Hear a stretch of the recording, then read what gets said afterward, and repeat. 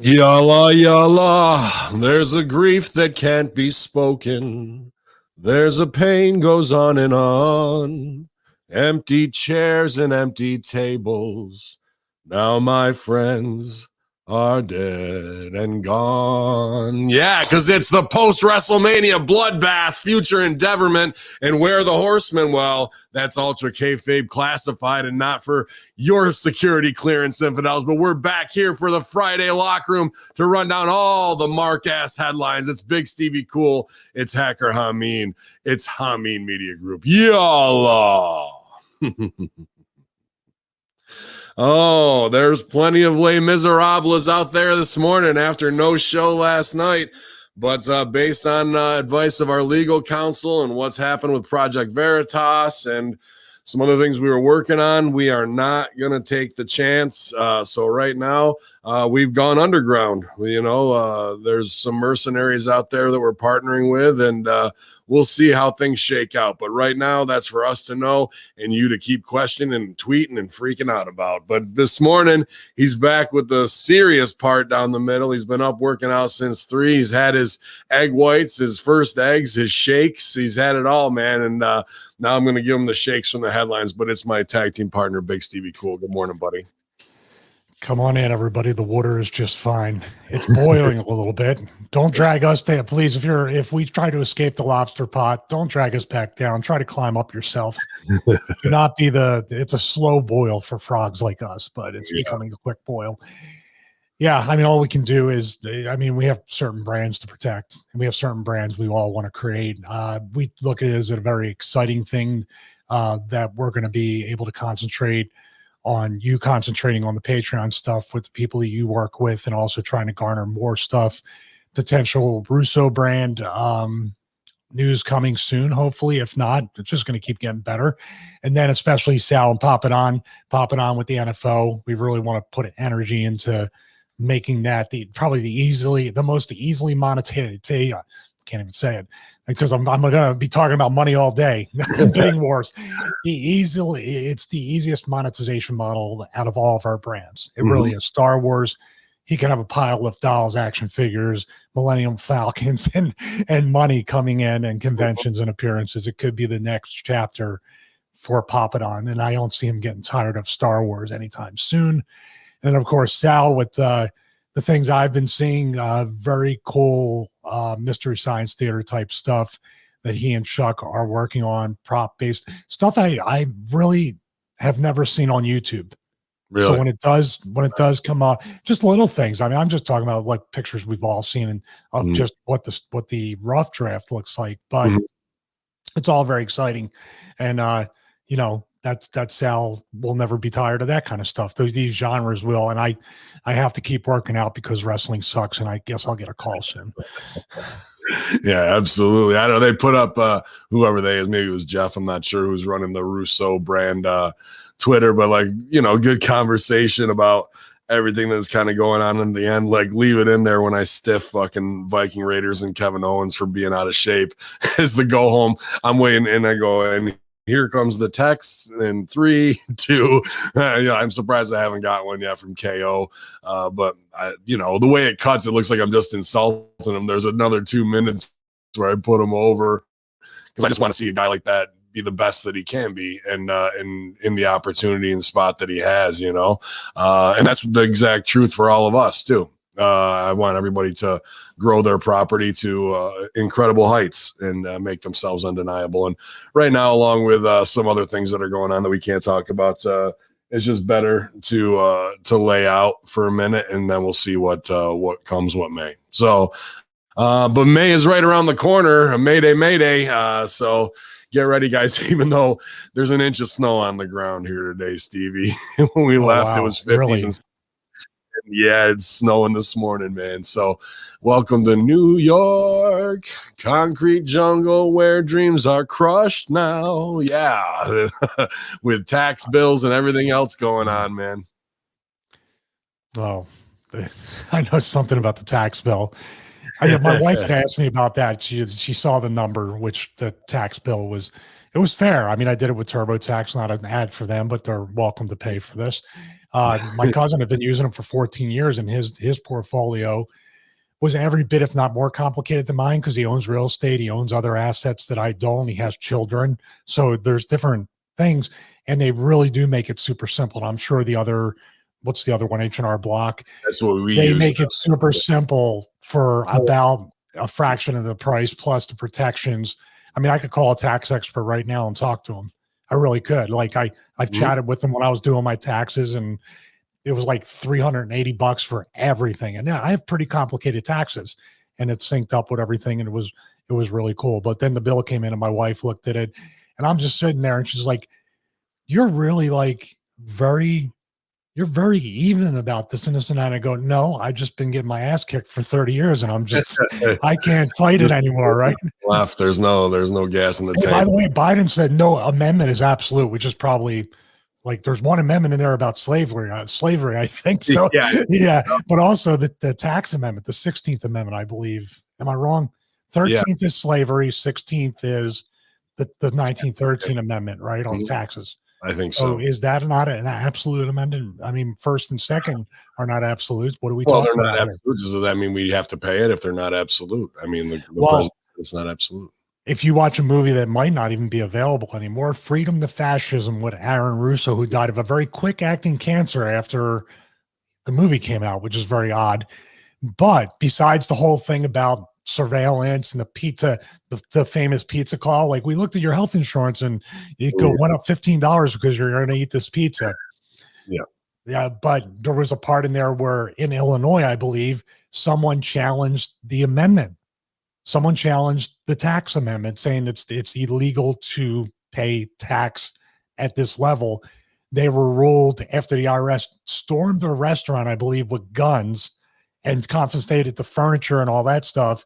The court ruled in the defendant's favor, the guy who they had raided, and they said he owed all the taxes, but he still had to pay his taxes. Okay, you're absolutely right, but let's just get through this week. Right. And I'm sure he's not audited every fucking year after that, and eyes on him the whole nine just to stretch him out. But do yourself a favor too. Don't call out the Philadelphia mayor. Just for a friend, I'm saying this. Don't call out the Philadelphia mayor on a local radio show about kickbacks for the Philadelphia Phillies stadium in Chinatown, and then get audited every year for 5 years. Yeah. That's a quick way to get on the good list. But I want to say thank you to all Haminie Media Group producers, all the listeners and everything, as I had a much needed break, man. I think I went 104 days straight with no breaks. And that last week I was just out of my mind with stresses of what's going to happen with the platform, the tax gimmicks, and getting ready to go to Epstein Island, and getting everything done that way. So thanks for all the soldiers, all hands on deck, keeping things running while I was away. And man, it was incredible. 3 days on the beach there at Epstein Island. Well, I mean, I'll put them over if you want to go to a great place. And I heard bad things about Dominican Republic and don't go and because we're Jamaica fans. But we went to the Rio Republic all adults only resort, which is a massive property, bro. Like there's only one thing is like when you walk from your room to the beach, it's a quarter mile, it's a half mile there and back, bro. It's a serious trek, but it's a beautiful facility. Food was really great.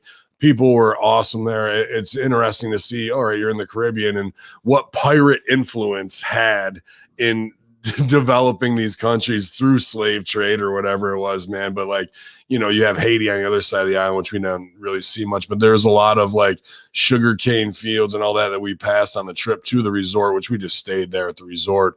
So much to do, but the beach was the most incredible I've ever been in. The water crystal clear, the drinks were great, and the entertainment was at a level I was astonished. Like it was Vegas level good. I've seen other little indie, local things in Jamaica. They were doing some wow factor stuff. So we had a great time, but the big heater on the way back. So take the wives on a little shopping trip, right?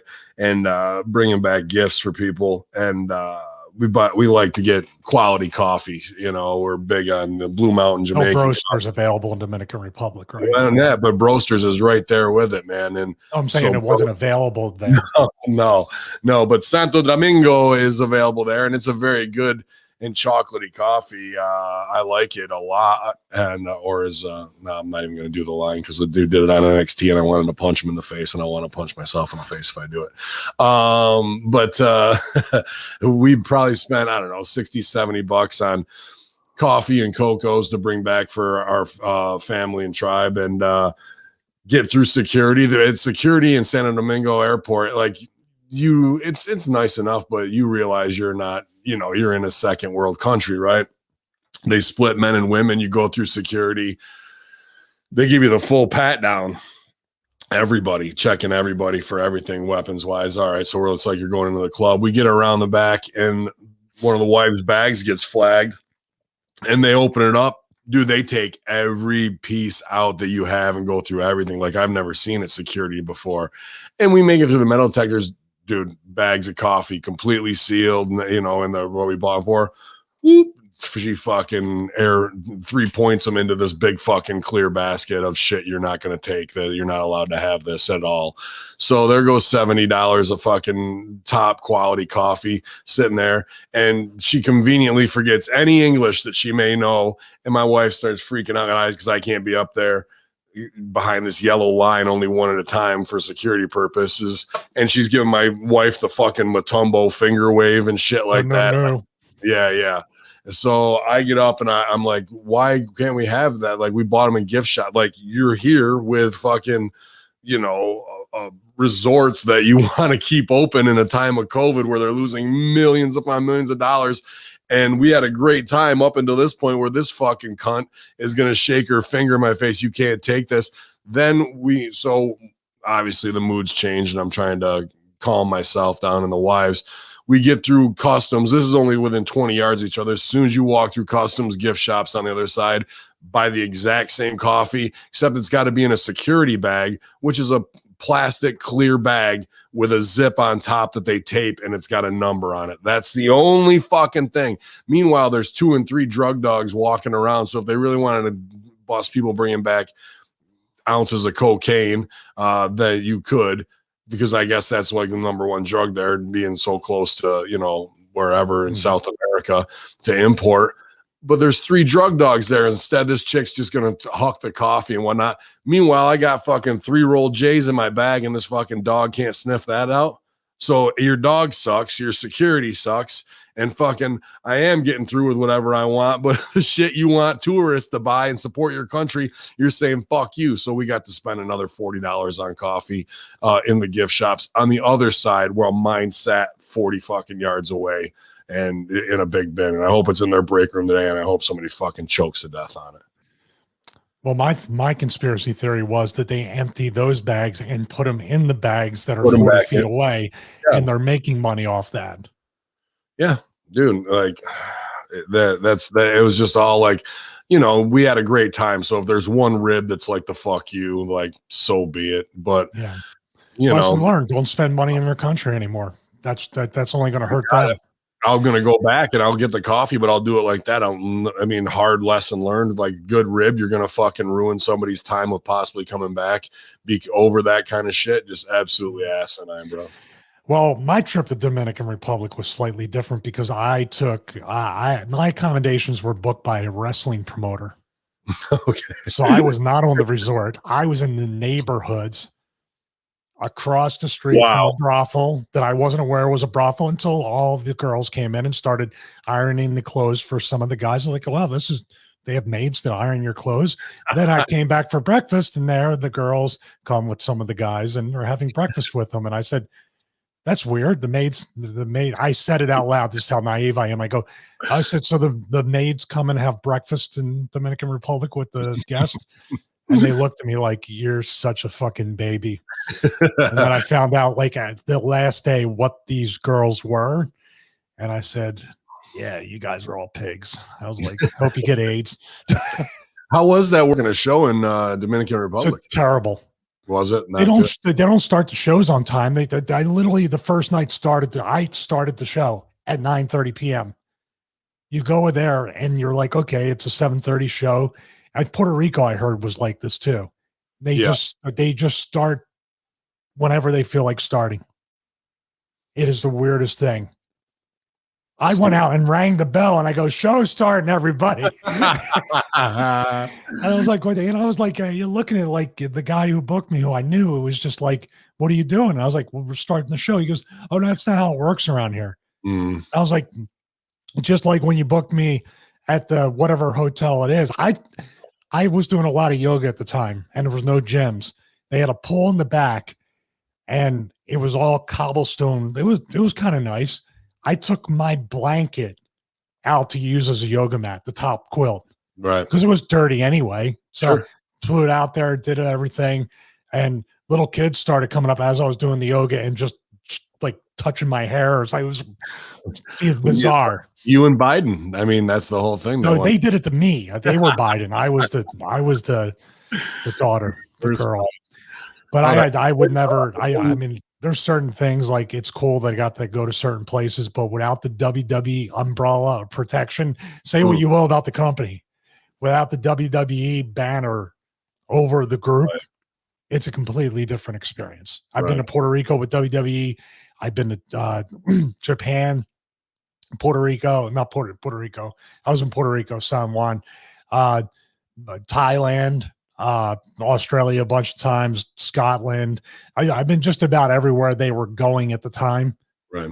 And I've been to those places without them 100 times. Yeah, it's the difference between staying on the resort and staying at absolutely. The only country I would say that I was like, wow, I would actually voluntarily come back. I don't know about now. I'm talking about back then, voluntarily come back to this country because I had such a pleasant experience when I was there without the WWE, is Germany. Had a pleasant experience with them, then went to an indie show, and it was that's where Joey Legend lives, the guy that we had on the Horseman. Right. I don't know what it's like now, but it's, it's. Well, it's an experiment. It's an experiment for tyranny in every way. An experiment just to move to another state in the U.S. anymore. It is, man. It is really. And, they had masks like for certain things when you're going into the gift shop or you're going up to the buffet, you wear your mask. But it was, when you're just going in to get sat down. So it's an exercise in absurdity because as soon as you sit down, you take it off and do whatever, eat and whatever the drink, whatever the fuck you want. But, it's just when you walk through the door and walk that first 20 feet to your table, that's where COVID can really fucking. Yeah. Oh, you got to watch out. And COVID supposedly is, I believe they call them little viruses now, like little people. It only infects you. No, it actually infects you when you stand up. So it's actually Nephilim viruses. Oh, so you it's have to be high up. Like Sal's going to be dead any minute. But, I'm shrinking and Russo's right in line. Russo's next in line for the virus to hit him. Somebody asked me if I was in the barrio. I guess that's where I was because all I know is people were driving down these little side streets that were dirt and just throwing the trash bags off the back of their truck onto the street. And the only reason I noticed because I saw a couple stray cats and like an idiot, I was walking in the neighborhood alone trying to save stray cats. When I did, swear to God, I saw like 2 or 3 people with machine guns just hanging out. Oh yeah, dude. When we rolled up through, because we had a long commute because we didn't fly into the airport we should have. So it was like 2 hours to get to the gimmick. And, when we were in Santo Domingo, there's definitely, it looks like the Fuji's video where they're rolling around on the little mopeds and shit. And it's grimy as hell. But once you got out of that, it was a lot like New York agriculture. And actually the highways were in way better shape than I thought they would be. But there was sugarcane fields and processing plants and stuff and cattle and whatnot out there. I was like, this could be, livable once you're outside of there, if you can get used to the third world aspect of it and the conveniences, it's kind of probably going back to like living in 1982, which might not be say what you will about them, but they're still banning all the GMOs and the deadly things in the food that we let in this country. So see if they're so dirty, why they still believe in at least not putting bad stuff in their body. Oh yeah, and even if it's sugar, you can taste it in the difference in a Pepsi or Coke. without the fructose corn syrup and aspartame versus something really being made there, you know. So it was interesting to see the culture, but the people were super nice, and everything I had heard about, you know, and again, staying at a resort is staying at a resort, but I didn't have any issues or feel any kind of way until I had to get in Matumbo's face about the fucking coffee. That was my only bad experience. So if you're a fan of the Caribbean and you don't mind just kind of kicking it at the and they have excursions to do whatever, but right off the back of our place, they had the parasailing, and of course they got a big goddamn parasail says disco on it. So I'm like, oh, Disco Inferno's in the house. That was great. There goes my vacation. So you know, but it was a great time, and I needed that to recharge. So again, thanks to everybody, and now we're right back in it. Now, here's where it's going to get really interesting. This may be the last trip. I want to read that comment in a second. Leave it up. Yeah, chair workout is something that's still challenging. Someone put up there about the chair workout. Do the chair yoga workout if you've done the band workout. Do that along with that to recover. So, our own Media M5 working hard. I'm proud of you, bro. So here's the deal, though. Could this be the last trip that you take internationally or even state to state without the vaccine? Because the cruise ships are requiring a vaccine, most of them at least. I believe that's because they got bailed out too. The fucking Buffalo Bills are requiring it. So while I was away, they're the bread and circus. I'm supposed to trust some fat bitch who works part-time at TSA at Buffalo Airport, who also works at the goddamn fucking arena, and is the one, she's going to be the gatekeeper on whether I get to go someplace along those lines. And you know they're going to have the vaccine tent right in the fucking parking lot. It's just absolutely absurd. I hope the NFL loses at least 50% of their live viewers again this year after a record one, just for supporting that shit. They're going through all of the fucking individual groups to try and convert people now instead of the one-to-one. So where can we hit this group of people, musicians? Where can we hit these sports fans? Where can we do this, that, or the other to try and get bigger conversion? Churches, they're going to do all that shit, and I hope it blows up in their face. But the man who's always ready to blow up, Michael Jargo, our own producer's in the house this morning. Shout out to you, buddy. I hope everything's well. We're 53 strong here on Ben Hameen and Hameen Media Group YouTube channels. You guys, thanks for all the messages last night. It's just something we can't go into right now, but you can always go to Hameen Media Group on Patreon, patreon.com/Hameen Media Group, where I'm putting up all of the shows for free, as well as Ben Hameen YouTube channel. Put up NXT yesterday, and as well as the Wednesday locker room. So plenty of great content there for you guys to listen to. Let me ask you this. Since we're talking about vaccines and talking about wrestling, we talked about it on Russo where 8 people were off Raw, or 8 people were off SmackDown and Raw. 8 talents were not on the TV show, correct? Mm-hmm. That's about what we looked at. And there was some rumblings that it had to do with the lack of them wanting the vaccine. Mm-hmm. Or not wanting that WWE may quietly be forcing the talent. Yeah, there was 8 people who weren't available, and they said it's COVID related. Well, what the fuck does that mean? COVID related means to me, fuck you, I'm not taking this. I'm an athlete in the prime of my life, and I feel fine, and I'm not doing it just to jump through some fucking bigger hoop so you can exploit me as a marketing ploy. But RBP's in the house too. He says he got the shot and he's not feeling good the last 2 days on it.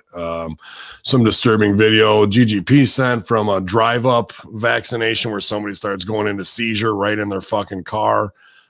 Jared Cantor asked, did I see the LeBron James stuff? I know Sal made a joke about it in the chat this morning, but LeBron James docks that cop who shot the girl that was she was just trying to stab another girl to death. And he shot her. And LeBron James posted the picture of the cop saying, "You're next." And I don't know if he's trying to book a match with Goldberg or not, but he's trying to get that cop essentially, "You're next," meaning now was whatever accountability hashtag. So he's talking, this is directly after the Chauvin verdict. So it can't be, and they deleted the tweet. But he never apologized. He never did the tweet, apologize, dive, repeat, whatever. So let's hit LeBron James with that link to the shirt. You guys tweet, apologize, dive, repeat. All 52 of you right now in the And chat. what's wrong with China, though? What's wrong with China and their concentration camps? And listen, I'm telling you right now, everybody, you can clip this if you want, Plaja or Kaz. Charles Barkley said it best when he said, "We are not your role models. Athletes are not your role models. Politicians and public figures, entertainers, singers, us are not your role models. Do your own research, think for yourself, look for yourself, listen for yourself, believe nothing but what you know in your heart and your soul, and it goes to your mind. What everything, and if you're wrong, you're wrong. It's okay to be wrong. But don't be lazy and just think you have the luxury of just hijacking someone else's opinion because it's easy. That's the problem in this world. That's the problem, especially with what's going on here at the point where we're at on all these different fronts. It's a problem that on a much smaller bubble, a much smaller scale, is the WWE. The WWE is a complete echo chamber of not looking at things objectively. They're making their own narrative, and that's what people tend to do. This is a little interesting hypothetical that I saw in the last 24 hours in the news cycle that I wanted to put together this morning for you. So we know Sami Zayn of Syrian descent and has his own charity and all that, and for Syria relief. And I see they took those when he's dancing like a jackass during the Jake Paul thing, as opposed to going down the road we wanted to with the conspiracy documentary that was phenomenal. And now he's just dancing like a douche to pop them in the back, whatever. That's a shirt of him in these little dance poses that somebody drew up, and 100% of through ProWrestlingTees.com, which I'm very surprised that Vince is letting him do that. 100% of the proceeds go to his Syria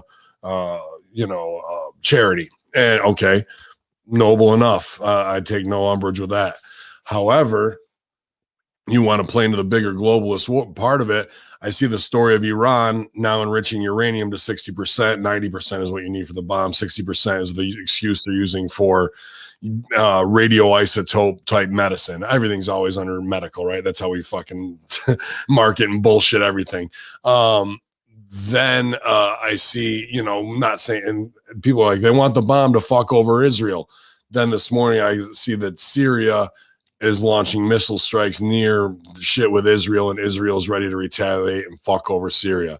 Not that I'm a big proponent of the globalist cabal of Israel, especially what they've done with COVID and fucking leading the way with that fucking monstrosity of a psyop. But now we're going to get into something. What happens when Israel fucking bombs Syria and Vince stands with Goldberg over Sami Zayn and fucking the real masters and the real money? Now you got a guy in your roster giving charity to Syria while you have to toe whatever CIA op that you did with fucking Saudi Arabia and the, and that whole gimmick. The CIA is obviously going to back Netanyahu in Syria, but you got this guy in your roster when they're going to try and paint Syria as public enemy number one to do a proxy war with Iran in the white hats on that fucking ground. And that day is coming within the next 2 years. I'm not familiar with Sami Zayn on Instagram or Twitter outside of the stuff we watch. So he may have done this, but he was very vocal about Syria when it was during the Trump administration. Mm-hmm. One of Biden's first major acts was to bomb Syria after he got inaugurated. Right. I don't think I ever saw anything publicly shared with our news stories, especially.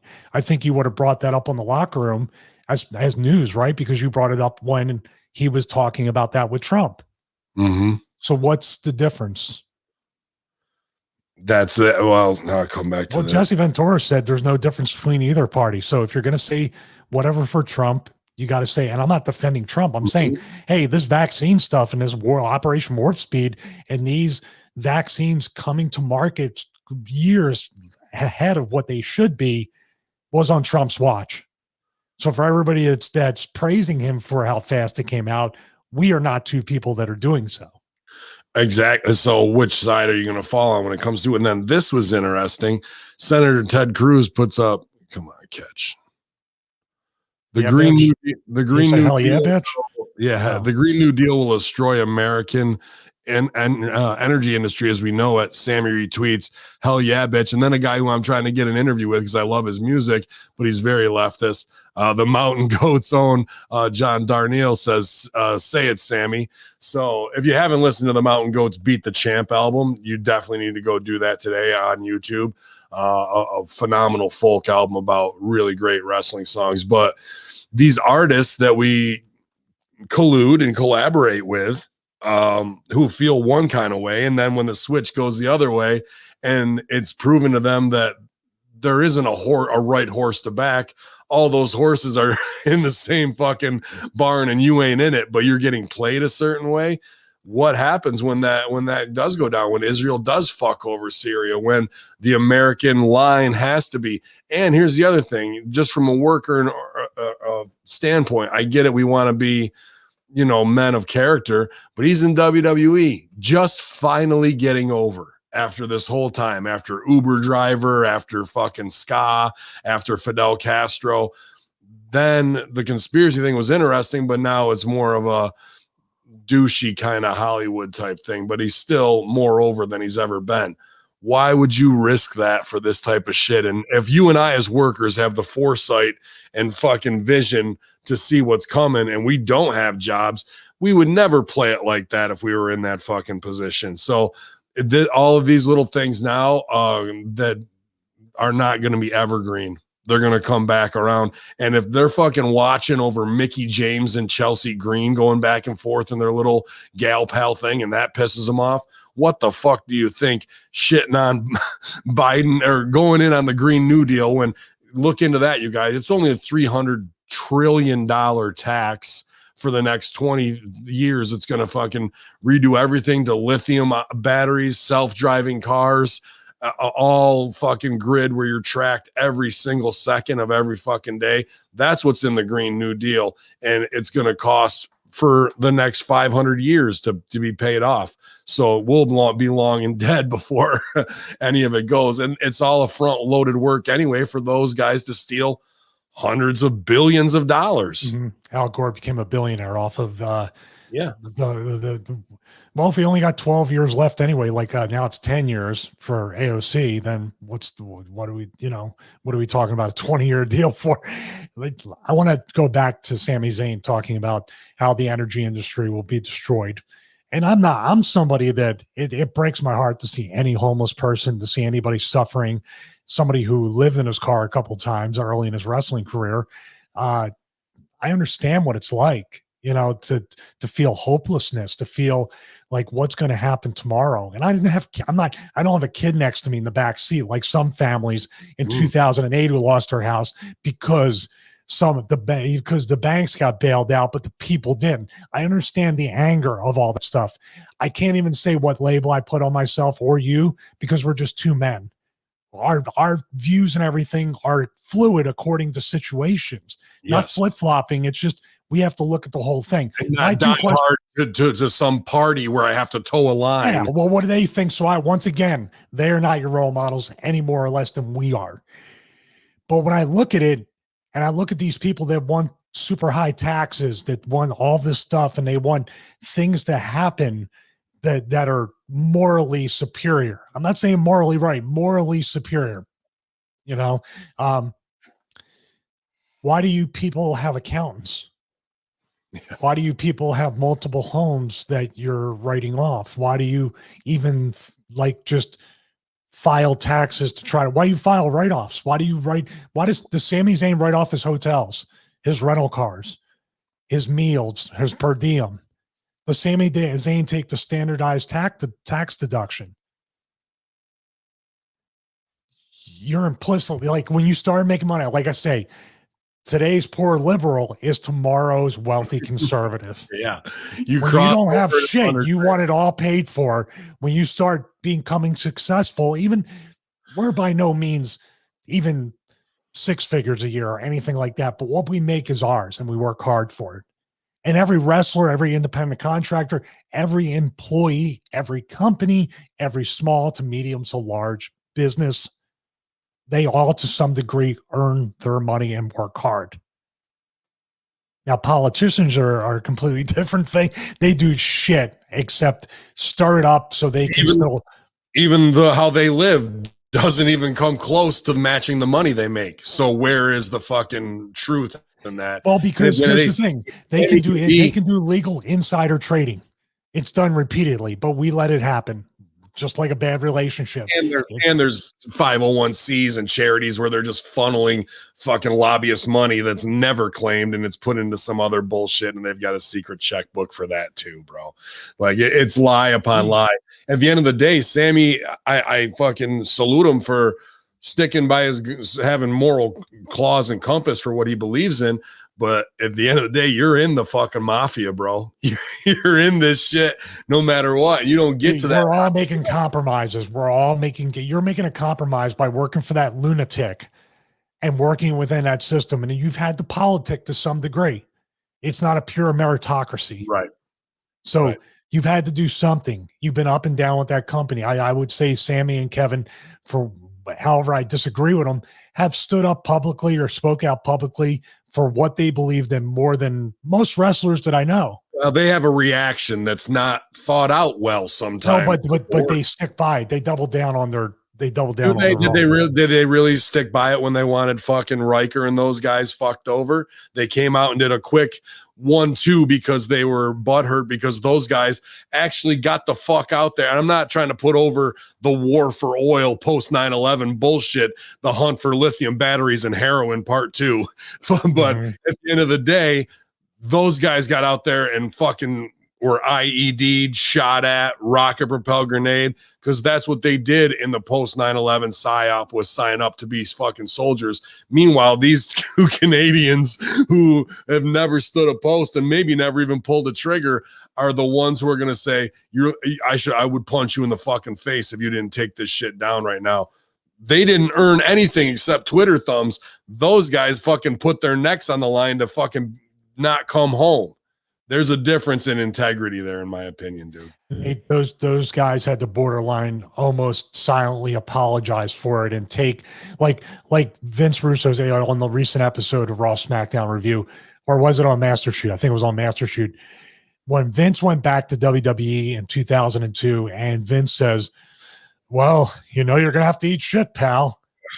Like, and Vince was one of the few people that did not accept that. Like, why? Why do we have to do that? So maybe there was the conversation to Riker or Gunner, I mean, whatever his real name is, and even Steve Cutler, and then the third guy. I don't think the third guy was he a real veteran too?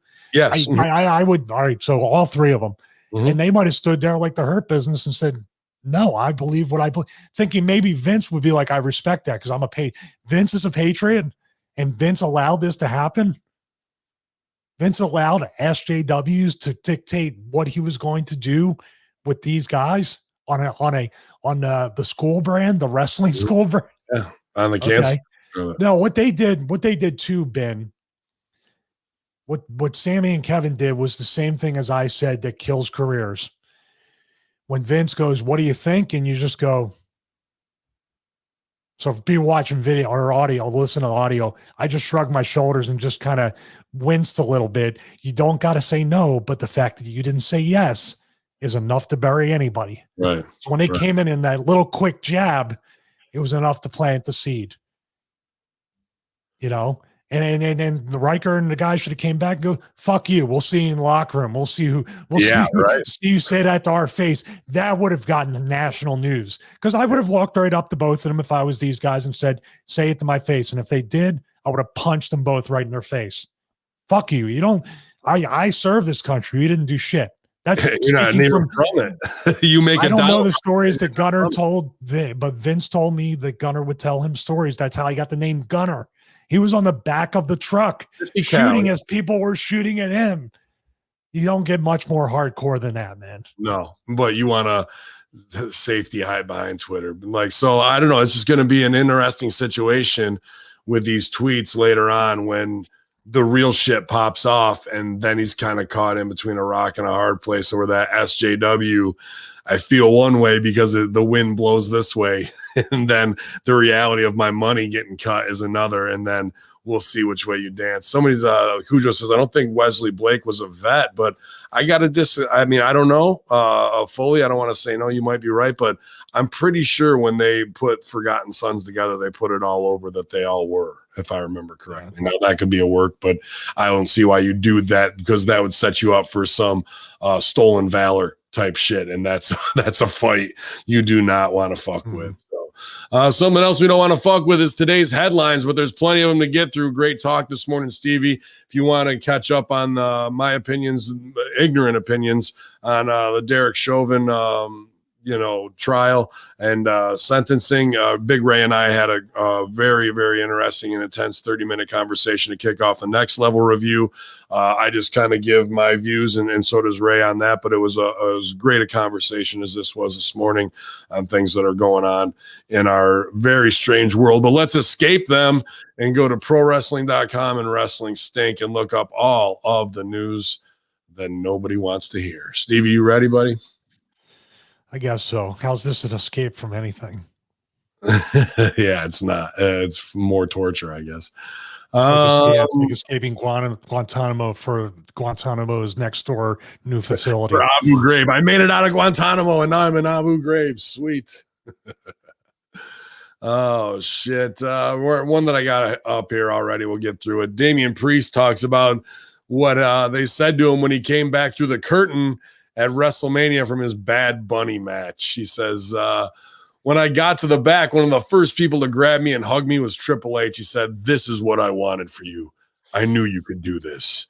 Him, Stephanie McMahon, Vince, Bruce, Pierce, all came up to him right immediately afterward, and everybody had nice things to say, congratulating him and being genuinely happy for me and having the moment and it working out so well. That got me to where I had to talk and walk away. All I could say is, I need a second, guys. There's too many emotions happening right now. Priest mentioned how he wasn't sure what Vince would think of him once he was called up to Raw from WWE NXT. He said he's not had a ton of interactions with the chairman yet, but he won him over and earned the stamp of approval on the grandest stage of them all. He says, is this what you wanted? He usually smiles and says, yes, thank you. Priest said, so far, so good. I mean, I guess that's a good thing he hadn't had to tell me too much. I can speak to one instance where he wanted to be careful of how I was very animated. He said, be careful not to be too animated. Save it. So man. But WrestleMania Game Hug says, like I said, with Game. And he teared up from it. But then on Raw, he goes 2-on-1 with Miz and Morrison. And Maurice causes the distraction, because he's everyone's so distracted by Maurice, and he loses. So Damian Priest can't win without Bad Bunny, the technical master of wrestling, Bad Bunny. I just think it's great that they ask him about the Bad Bunny match. It's not even his match at WrestleMania. I know Punk can be very polarizing, but every time I hear the hug and the pat on the back and the attaboy, I think back to his interview with Cabana to Vince, where he said, fuck you, pay me. That's what you do when you come back, when they tell you how great you did at WrestleMania. Fuck you, pay me. They just might, like, God damn. Who said that to him? Did Cabana say that to him? No, because Vince, they had an argument he was on Cabana's podcast, the one that got him sued. Oh. And remember, they were talking about WrestleMania and the match he had with Taker and all this stuff. And he goes, Vince wouldn't admit that it was like the best match on the card, or it was like the one that, you remember the conversation, I'm paraphrasing it, but he's like, God damn it, you had that's what he said. You had the best match on the show. And he's like, fuck you, pay me. Like, pay me like I was the main event, or that was a main event, but It wasn't. Right. Vince, like, every match is a main event. But that's the kind of thing that's currency to them, and it's cool to be complimented. It's cool to be, but man, when it's WrestleMania and then you're looking 3 months later and you're like, you know, it might seem like a lot of money, but man, I got $2,000 to be on WrestleMania in a full stadium before COVID. And Right. like, wow, I worked the entire week you have to work the entire week Yeah. during these matches for hours each day now and meet. It's not just showing up. It's a lot of stuff during the week that you got to do. And it's probably more rehearsed now. Back then it was like, my God, they're spending an entire hour in the ring to rehearse this match for 2 days. Like to me, that was like, I was like, damn, what a waste of time. We've got to choreograph these goddamn dancing bunnies. One-eared goddamn dancing bunnies. Shout out to Heartnet. Corey Graves talks about WrestleMania 37 with Michael Cole's botch at the end on Saturday night. He said when we saw him call the finish the Bianca Belair and Sasha Banks match wrong, Cole incorrectly stated that Sasha Banks had kicked out, which wasn't the case. However, Corey Graves has defended Cole on After the Bell. He said if there's anybody that's truly unshakable, it's Michael Cole. Cole felt bad. He felt terrible, but I can relate. I almost thought the same thing from our vantage point. It wasn't crystal clear. I'm not making excuses because it is what it is. It didn't take anything away from that amazing moment. It was reality. It was very genuine and real reaction taken into consideration. Yes, we have the monitor. Yes, we have audio in our headphones. We're also in a stadium full of 20,000 people. Any wrestler's book that you've ever read says being in a stadium is very different because it takes a second for the sound to get there and come back before anyone can truly register. I wasn't sure myself. Hey, it's the main event of WrestleMania. People have kicked out of each other's finishers 35 times already tonight. Why would this be any different? It was a genuine shock. So everyone leave Michael Cole alone. And there was even more botches this week already in Cole's commentary. Shivani doesn't even care about calling moves what they are. This week's Botchamania buries them bad. And I'm not even heating on Cole here. This is Graves trying to work, and I like how Graves gets his shit, and he really knows how to fucking tune up the internet a little bit. But at the end of the day, we shouldn't have 35 falsies. Let's save that for the main. And then the second part of that is you should know when the finish is coming because we've walked through everything 65,000 fucking times. And then the third thing is, why the fuck are you kicking out of the finish on WrestleMania? Like the heat's on Sasha. You go the fuck out and she goes over strong because we got a maker right here and you lay out. Instead, it's roll out, smile, she beat me. Just like there's 3 wrong parts in this finish. Announcers not knowing what the finish is and where it's coming and how they call the match. The fucking girls kicking out on it. And the bullshit of we couldn't hear, we got it backwards that way. There's just like nobody's prepared and the performers in ring are doing things wrong. Well, in theory, you should let the commentators know something about the finish, but in theory, it's kind of good in a way that, was that the finish? It wasn't. It at least gives some sort of spontaneity, except, because everything else is scripted so much. Now, can they pull it off? That's the whole thing. Michael Cole, I said it on Russo 2 this week. If you remember the Mad TV skit with Louis Anderson, who was like, let's play a feud. Like, he's all like, oh, somebody call me. Like, I don't know. That sounds like sounds like a mix between Louis Anderson and the guy from Family Guy. Oh, hey. Well, they're pretty close. But that's Michael. Anytime you're doing that for that long and that lunatic is screaming in your ear and you're getting ribbed and hazed and they probably do stuff. Yeah, they probably do stuff to make his job even harder, not easier. Look at Mauro Ranallo. Sure. They probably nobody know if the commentators all treat it the same way. But Michael Cole, it's interesting, just on a side note, how long does he have left there? Because I'm seeing a lot. I even saw pictures from WrestleMania, like behind the scenes, where, by the way, Sami Zayn, don't smile for the camera. Do this. That's a way to keep your gimmick strong. He's just smiling. Like he's totally happy. So I think Cole's got as long as the CIA says he does. Well, that's a good point. A good maybe theory on that. What I mean is I'm looking at backstage and you have Jason Jordan, you have Adam Pearce, you have it's a youth movement all around, from management to wrestlers, obviously, and until Goldberg comes back and the Taker again. But the commentary is getting shaken up too. So I'm wondering if they're going to make Cole a producer of some sort for that. I mean, think about it. Howard Finkel was the best announcer in the history of any company. Mm-hmm. He didn't need to be seen, but he was looking old on camera, so they replaced him with a younger girl. Like, Howard's voice is all that matters. Right. Ever since that guy got taken off TV, and God bless him, rest in peace. I don't know, whatever atheist version of what, ashes to ashes, I guess. Dust to dust, baby. Yeah. But what would you rather do? Like, Cole's just burnout. Cole might need to go to NXT to get reinvigorated, to like really be excited again, if it's even possible. But think about it, a difference between Amaro Ronaldo, or what's the other guy on MLW who's doing boxing? Oh, Ray Flores. Yeah.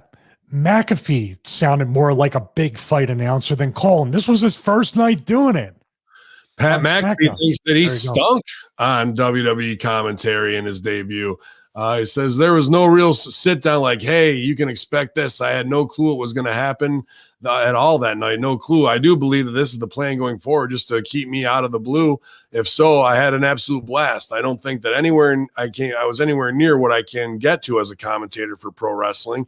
I use a lot of words over and over. I was scared to have too much bass in my voice because I didn't want people to think I was trying to dominate the call, but sometimes I sounded too soft. The standing, my natural instinct is to stand when something happens. I guess a lot of people didn't enjoy that. Well, fuck them. That was great. I put that in there. I appreciate that because that was potentially something that could get me into some shit. A lot of people say you need to stay. The clip of us coming back to the too hot of me standing and Michael Cole sitting, and me being caught in a situation where I'm like, I don't know if I should stand or sit right now. That was an ad-lib moment that popped up and is incredible. I had a blast. I think I stunk, but I have a chance to get better. I enjoyed it, and I'm very thankful to all the people in WWE who want, and anybody who tuned in. This is what a professional athlete does. When I say people don't I don't watch my matches, or I don't watch my own movies. What?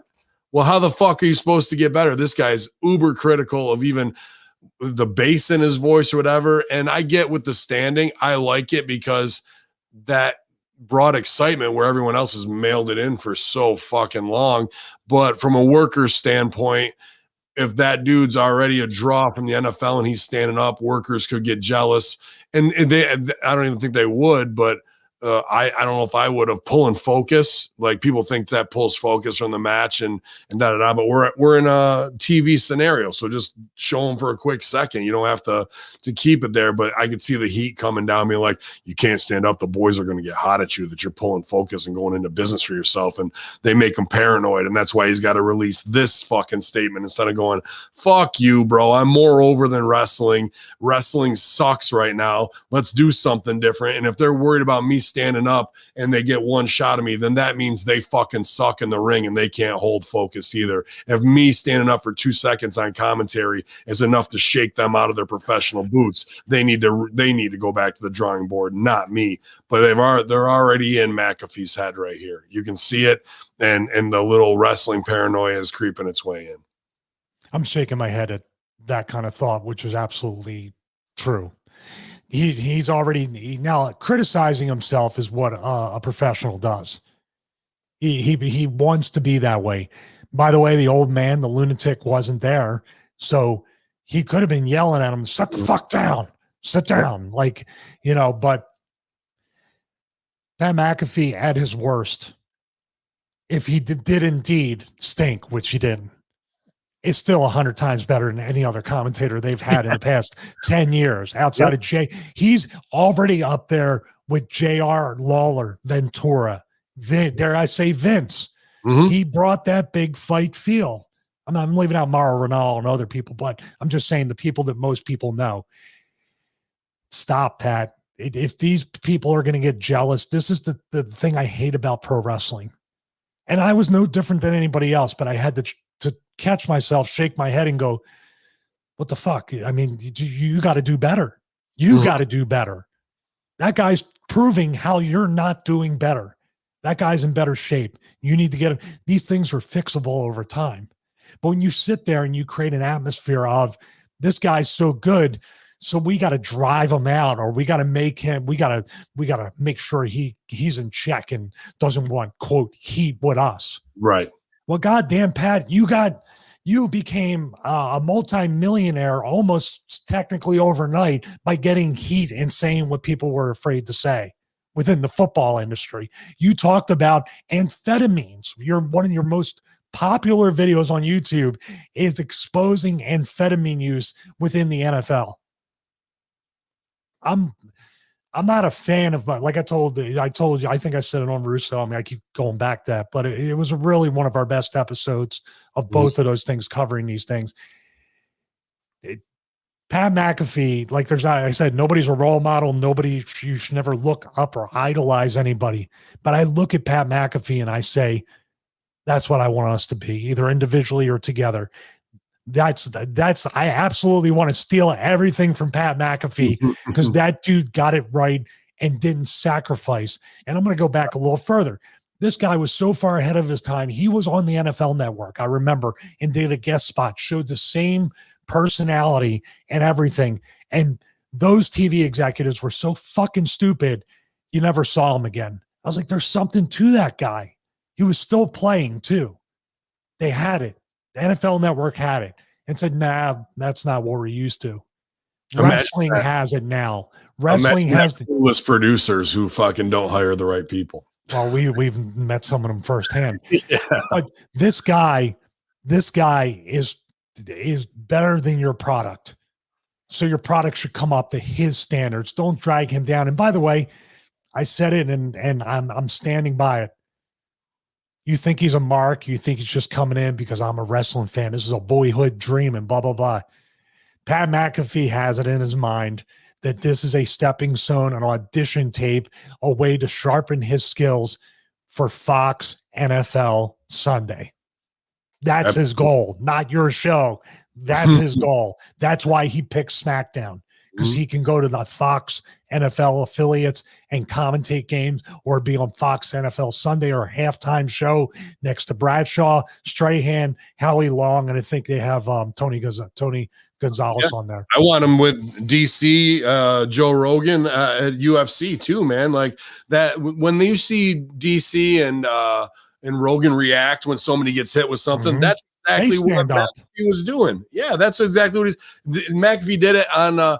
He goes, Cole, what was that? And Cole actually had to call the movie. He goes, that was a sunset flip power bomb during Zayn and Owens. And he's like, that's the greatest move I've ever seen. And like, you know, for them, it's like sunset flip power bomb, kick out one, boom, we'll go on to the next thing. But that's the thing. Why are you not have guys grabbing each other? Did you see that fucking thing? Yeah, like that's what it should be. Like, you know, so everyone's going to put heat on them because they want to break them, when the reality is they should be embracing them and going, I want that excitement when I hit a fucking clothesline, bro. Please sell my clothesline like you sold that, because it's going to only get me over. But everyone just wants to fucking play the little politics game and do their dumb shit. So, Pat, I'm glad you're critical of your performance, but you fucking smoked it, bro. And if anything, lean into it. Don't try and, oh, my voice was too big. You be you in the moment. In the moment is what you bring that WWE is lacking in every fucking segment with plotty, predicated bullshit. You are the spark and the light for the viewers at home to be living that live experience, because otherwise we're just going through the motions. I watched on Botchamania, they closed. It was so funny, sad, poignant. It's just a little cutout square of Samoa Joe with the fucking poncho on, standing in the rain. It just says Samoa Joe's last WWE appearance, bro. And I'm like, that's so apropos. It's fucking sickeningly perfect, dude. And that's no heat on Joe. That's just show how shitty of a fucking. Oh, I think we're gonna, if Joe wants to and has it in him, I think we're gonna see. I think I actually should do him and MJF and AEW and do a long ass thing with him trying to get to that guy. Yeah, that's a whole year right there, just off of the security guard thing.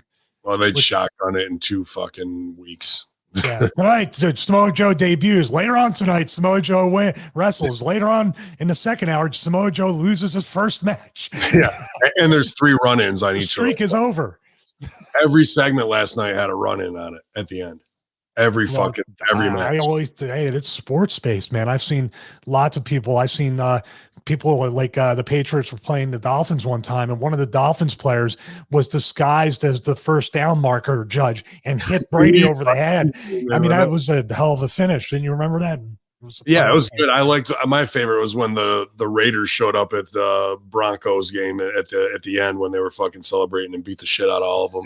Do you think it was better, or do you think their tweet when they say "I can breathe" for 2021, which was worse? Everything is fucking terrible, bro. And this probably is too why Charlotte Flair was quote unquote indefinitely suspended after Raw. Charlotte Flair is currently off TV because she reportedly needed to have some dental work done. Why did she fight Shayna Baszler? As noted on Monday Night Raw, WWE official Adam Pearce announced after Raw that Flair had been fined $100,000. Wow, that must have been like 10 leg slaps, and suddenly suspended indefinitely following the attacks on referee Eddie Orengo. Flair attacked Orengo multiple times after Raw Women's Champion Rhea Ripley interrupted her main event with Asuka, which led to Asuka getting the win. In an update, WWE did the suspension angle with Flair because she needed to get some dental work sorted out. There's no word yet on when Flair will return from the storyline suspension, but it was noted she is not expected to miss much time from the dental work. Flair has been rumored to face Asuka and Ripley in the triple threat at WrestleMania Backlash. Now they're calling Backlash WrestleMania Backlash on May 16th, but that's not been confirmed. So yada yada yada as they try and work this thing. I don't have a SummerSlam before SummerSlam. It'd be the Great Balls of Fire. We're going to SummerSlam. The road to SummerSlam with $4 a gallon gasoline. How's that? Yeah, fucking I'll be hitchhiking there soon. But yeah, dude, Charlotte's back as a heel, fighting Rhea Ripley as a heel. Fiance leaves in a huff. Fake pregnancy results. Her giving blowjobs at Rio Republica Dominican on fucking camera, dude, and then coming back with even more Botox and trying to save storylines that were only written to get her father a paycheck that was botched too by more pregnancies. So just really as bad as it could be probably for her. I don't know if Britt Baker's doing her teeth and they're part of the cool kids club or what's going on. I really don't care too much, but heat on the ref. You're going to be, how is this ref going to get fucking reciprocity? He's not going to go and align himself with Rhea Ripley, who's also a heel. So now we're just beating down refs and for a suspension angle. That's the best we can get. But instead of putting heat on Rhea and taking her out, do something that's a fucking blaster in the mouth that's safe, and she's got to get her teeth on. Now it's just Charlotte heating on refs. How does that make any fucking sense? Do fans go, ooh, they got fined $100,000? This is so, like, this is old school Memphis. Like, do you really think anyone believes that you're fined $100,000? And if you are, you should turn around and be like Honky Tonk Man and say, yeah, that just takes off my adjustable gross income anyway, and that's donated to charity. So what do I care? You know, that's what NFL does when they find somebody. But man, we got to get out of these tired old tropes of $100,000 fines, indefinite suspensions. Just say something else. Like, you got to say something else. Heels need heat. Like, do you think they realized they had two heels fighting each other and said, "Oh, I don't think they did." And these teeth were knocked out, right? And knocked out a couple times. And I had the Chris Masters thing, and I still really wasn't allowed to take any time off to get them fixed. I had to do it on my off days. Masters, I'm just saying, like, you know, return. I got a doc. She's got a doctor's appointment. She'll be out for 3 weeks. She couldn't make Raw. She had a doctor's appointment. She couldn't reschedule. No, good. She had to go back to Dominican, finish her work. Chris Adonis feels he's actually Chris Masters feels he's been exiled from a potential WWE return. Stevie, NWA National Champion Chris Adonis, better known as WWE run as Chris Masters, was interviewed by Chris Van Vliet recently. All the Chris's. The two discussed Adonis' former employer. You realize that was all one word. I don't know what that was. He was interviewed by Chris Van Vliet, all the Chris's. Is that what it was?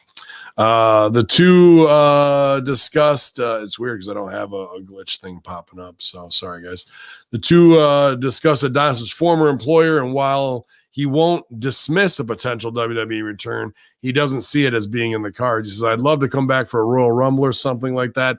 I mean, never say never. I feel they could potentially reach out at some point, but I'm kind of at the point where I feel like I've been exiled to a certain point. We've seen it happen in the past. Like I say never. They could reach out. I've just taken some time off my list of goals at this point. I'm focusing on NWA and my education. It would be an exciting thing, but when you have been reached out to at that period of time, it feels like that's it. Adonis's finishing move, the Master Lock, has seen a resurgence recently, but it's being used by both AEW's Preston Vance and current WWE champion Bobby Lashley. He revealed he has no problem with others using the move, especially Lashley. He says, I've talked to MVP about this, and it only makes sense. If anybody is going to use a full Nelson, the guy who broke it and a guy who has the physical force like Bobby Lashley, it only makes sense. Hurt Lock, Master Lock, whatever. It's a full Nelson. It's been around since the beginning of wrestling. Obviously we want to talk about your Chris Masters first experience, but I've worked him back in the good graces if he does it today. Him back over. Yeah, I'm not sure if he's in LA now or not. Last show I worked with him was that backyard show. I was working on that Yarder show with Chris Masters, Cole Cabana, and fucking every other guy that they could pay to bring in there. Announced by the Toronto Raptors announcer, had Canada's fastest man from the Olympics on it as well, a bunch of other stars, but it was a backyard show. Tickets were only $400. So he and I had a good time having a smoke, having a drink there and talking shit, but he was moving from Toronto to LA. So that's the last I know, but I'm glad he's got a spot in NWA. I would bring him back if you got the Hurt Lock and the Master Lock and the guy looks fucking phenomenal. That's a great get over guy for even if it's a one-off, or, for a quick 4-week run to get that little heat and put Lashley over and do Master Lock versus Hurt Lock. Why not? I mean, what are they? I don't know. There's no fans right now, so I don't know about the investing money to bring guys back to try to draw and do whatever. Maybe they're just coasting through. But that would put him right in line with Lashley. And unless he's coming for a one-off, or if Lashley starts the Hurt Lock challenge, that could be something interesting. Right. But this is where you say, like, okay, this is really easy to do. This guy has a history. We got footage of him. We can replay the Stevie footage. We'll throw him a little royalty check for his trouble. See how I slipped that in there. But to them, they look at it like we just said about McAfee. Instead of saying, wow, we can do this and it'll really build up Lashley. We got all this investment in Chris Masters. If we bring him back, even if it's just a thing where he loses to Lashley, but then we have something with this kid for the next couple of years. They're like, no, that's too good for Chris Masters. It's a fake subjective business. You can make it anything you want. A finish can be anything. You just have to fucking sell it and make it believable. But you know what I'm saying? Like, just Billy, well, that's too good for him. Like, well, it wasn't too good for him when he came in. What changed your mind? Mm-hmm. He's better now. He's cleaner now. He's always been a good dude. So what's the problem? Because he's not a fuck up. You can't say we're better than him. Look at that. We're giving charity. Like, whatever, man. He should just send him the footage of fucking you over, and he'll be right back in. Like, what? Try to green screen it and say, I just did this like in California on the beach. Oh man, y'all. But yeah, man. Masters still looks incredible and has plenty of punches left on his bump card, and that's an easy story to tell. The fucking full Nelson fight for it story, bro. That'd be great. And he looks good. Someone said, how tall is he face to face? I've stood next to them both, and I think Masters and Lashley are probably eye to eye because I'm a little taller. Both not as tall as Russo.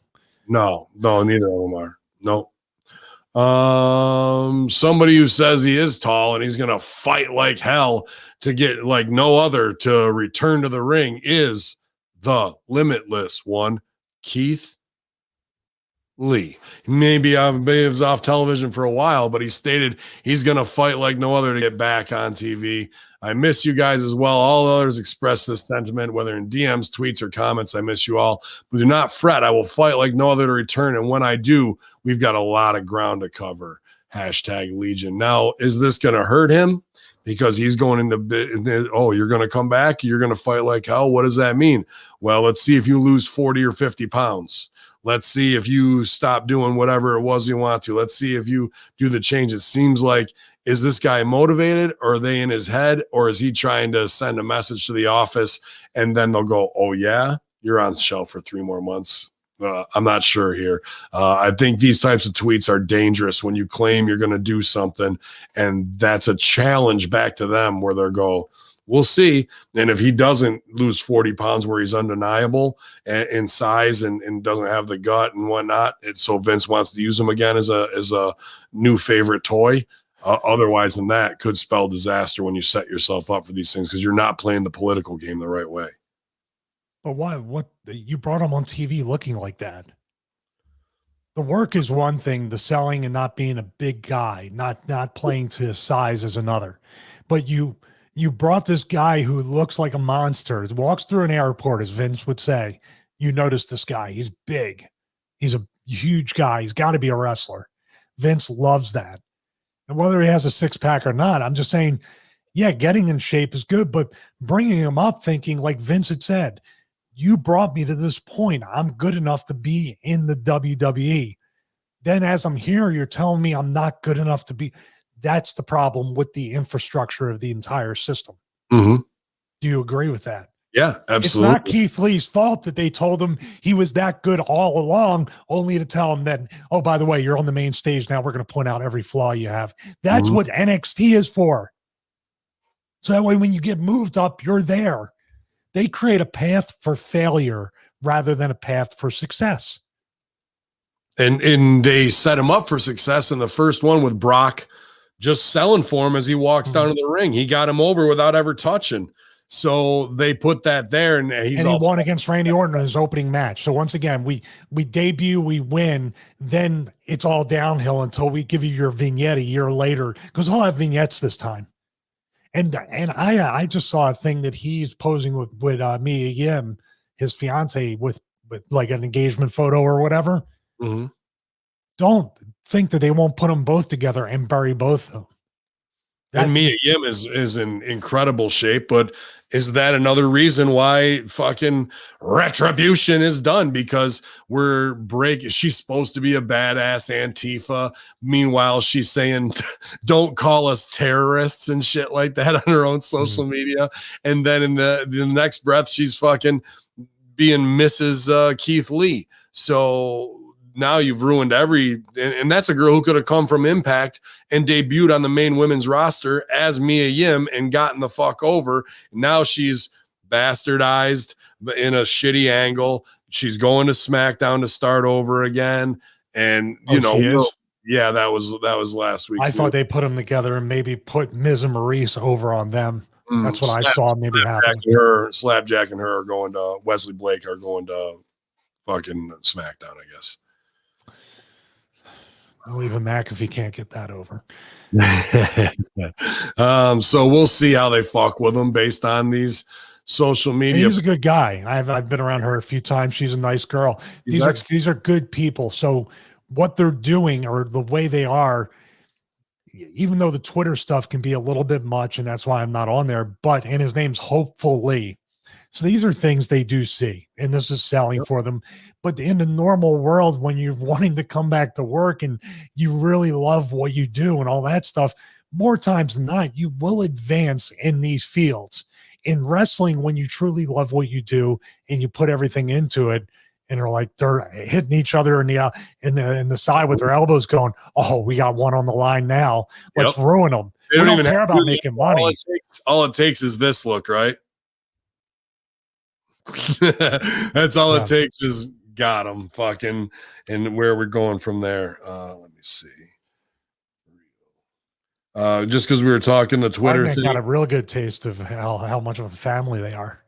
There at WWE. He loves it, Johnny boy, but I like having him there myself. So we talked about this on Russo brand. I'm going to play this so we can get this whole show flagged and taken down. Vince's doll on no, this is another one. Tucky reflects on his time with WWE.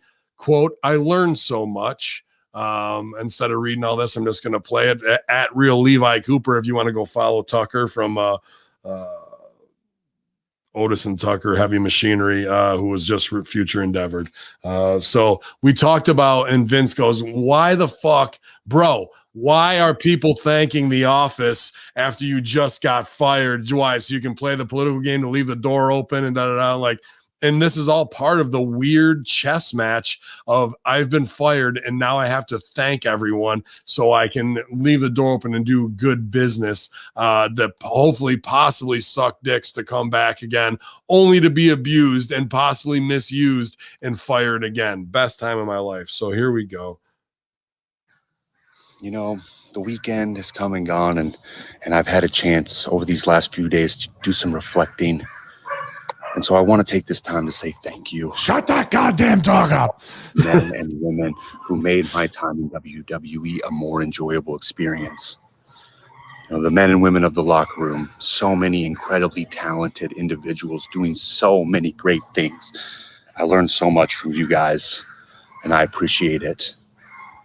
And the men and women in the production side, behind the cameras and the lights and the microphones and setting up and tearing down the rings and the monitors. God damn it, that dog! I had a show, and it wouldn't even be an ounce of what it is without all the time, effort, and dedication that you guys put in and week out behind the scenes. And I learned a lot from you as well. So thank you. To upper management, even though we maybe didn't see eye to eye on everything, you guys gave me an opportunity to do something that I love and to provide for my family. Who's that fucking kid in the back? So thank you. And finally, I want to say that moving forward, I don't know exactly what the future holds for Levi Cooper, but I do know this.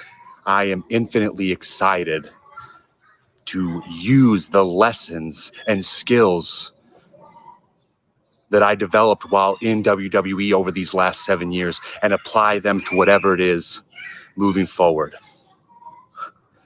And lastly, I want to say, guys, I hope you have a great week. Happy Monday. Keep grinding. What was that fist again?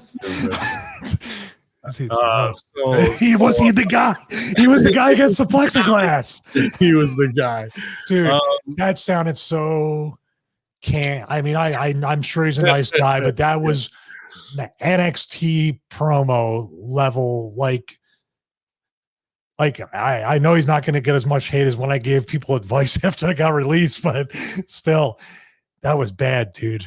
And that's a Stockholm syndrome type thing. Oh yes, I'll tell you what's next is moving out of that gated community cul-de-sac, because the checks ain't going to be coming to fucking do that. Other part. Thanks everybody but the fans, the people who he should be putting over his new pro wrestling store, tees.com store. He should be putting over where he's booked with Big Time Wrestling. He's already been talking about getting on the road. He's excited. None of that shit for the future. This is all to fucking leave it open for everybody who loved Tucky. And I can't believe they let one of the good ones go again. You know what I mean? Oh boy, dude, I feel bad for these guys that they're like this, dude. At management, I know we didn't see eye to eye, but I thank you. I thank you for fucking investing in me. Well, here's the thing. Angelo Andrews said, and I've said this before, whenever you're tweeting somebody back and forth or you're commenting on Facebook or why not just call or text those people? I did that. Not that I was a big social media person anyway, or felt like I needed to have my story heard. You know, here's the big thing. Media M5's on it. Like as soon as he got released, he goes, "I can't wait to tell my story." Which somebody is probably going, "You called him, bro. You better not say what the fuck really went on, because what if it's Otis?" And he goes like, "Dude, I'm on the push. You're gonna fuck me over if you fucking come out and start doing it. I'm gonna get heat by association." There is no big story. There's a big fucking, double fucking fisted suck 'em off fake insincere promo, bro. Do you like my Vince McMahon as Vince was watching the video? I love it. Shut, God damn it, Declan, shoot that dog. But I've been in those things with Vince when someone was showing him something. He goes, "I can't get past that fucking noise in the back. Shut that noise off." Like, how you're showing a video, how are you going to shut the background noise off of somebody talking? Right. But they'll try to do it for him. But that's the thing, Tucky didn't know that background noise in his apology or in his thankful for being fired video is actually going to close the door, because he didn't have the wherewithal to make sure it was a closed set before he shot that. So I go, "Look, there's a wire. Can I get a clean shot here?" God, man. You know what, dude? It happens. Like, I'm sure when I got released, especially if I didn't have the history of ECW and what I would do, they showed what I was capable of doing. This guy hasn't really on a national stage been able to show what he's able to do. So let's not judge his talent or anything like that. But what I'm saying is, there were still people like, "Oh God, that guy still had a job," or "This guy, oh, about time." He was hiding under the the tables and stuff and trying not to get fired. And they didn't know all the stuff I was doing there. But I was nothing until I went to TNA and got reinvented as Dr. Stevie on a much smaller stage. Mm-hmm. That opportunity, this guy might have to eat financial shit for 6 months to a year, like Drew and other people did, to really just, dude, it's going to take a good 6 months or a year of continued exposure of whatever your new character will be in order to just get that stuff mostly forgotten from WWE. Then it'll all start to turn around. Yeah. Here's what I wanted to put back to you, though. Like, this brainwashing or whatever it is that is there, whatever part of the chess match this fucking video has to be. I've seen this with other dudes who got released last year. I'll say it. I don't give a shit, because I love the dude and I'm not talking bad about him. But let's say Ascension, right? Connor and Victor. I've known Victor APOC for 15 years. In my opinion, should have been the next Undertaker. Better than Aleister Black in a lot of ways in the dark mythic stuff, and could have been. They get released post WrestleMania, and then COVID hits. Boom. So they, like the rest of us, I had bookings just as indies lined up from March to July. All those are gone. Now they're sitting on the shelf for a full year. We're both booked on this big time show that's later in August. That's the first ones I've seen from them. But they're in Florida sitting there doing what for the last year, bro? And I told Pac, because he loves Danzig. He loves all the metal stuff. They got to meet a lot of his heroes once he became WWE. Anything along those lines. Why isn't APOC or, Rick Victor the new Ricky Rackman of some fucking heavy metal, show that's hosted that way? He's got the connections to do it. Instead, what have we seen from him this year? Nothing. And he's been at his beautiful house in Florida with his, fiance and living a life off of whatever. But you want to stay creative. B, you need to make money to pay for those fucking places. And C, now you're just going to go back to the indies in hopes that WWE or AEW picks you up based on the work that you're doing. And they absolutely should, with the Ascension money written all over those fucking guys.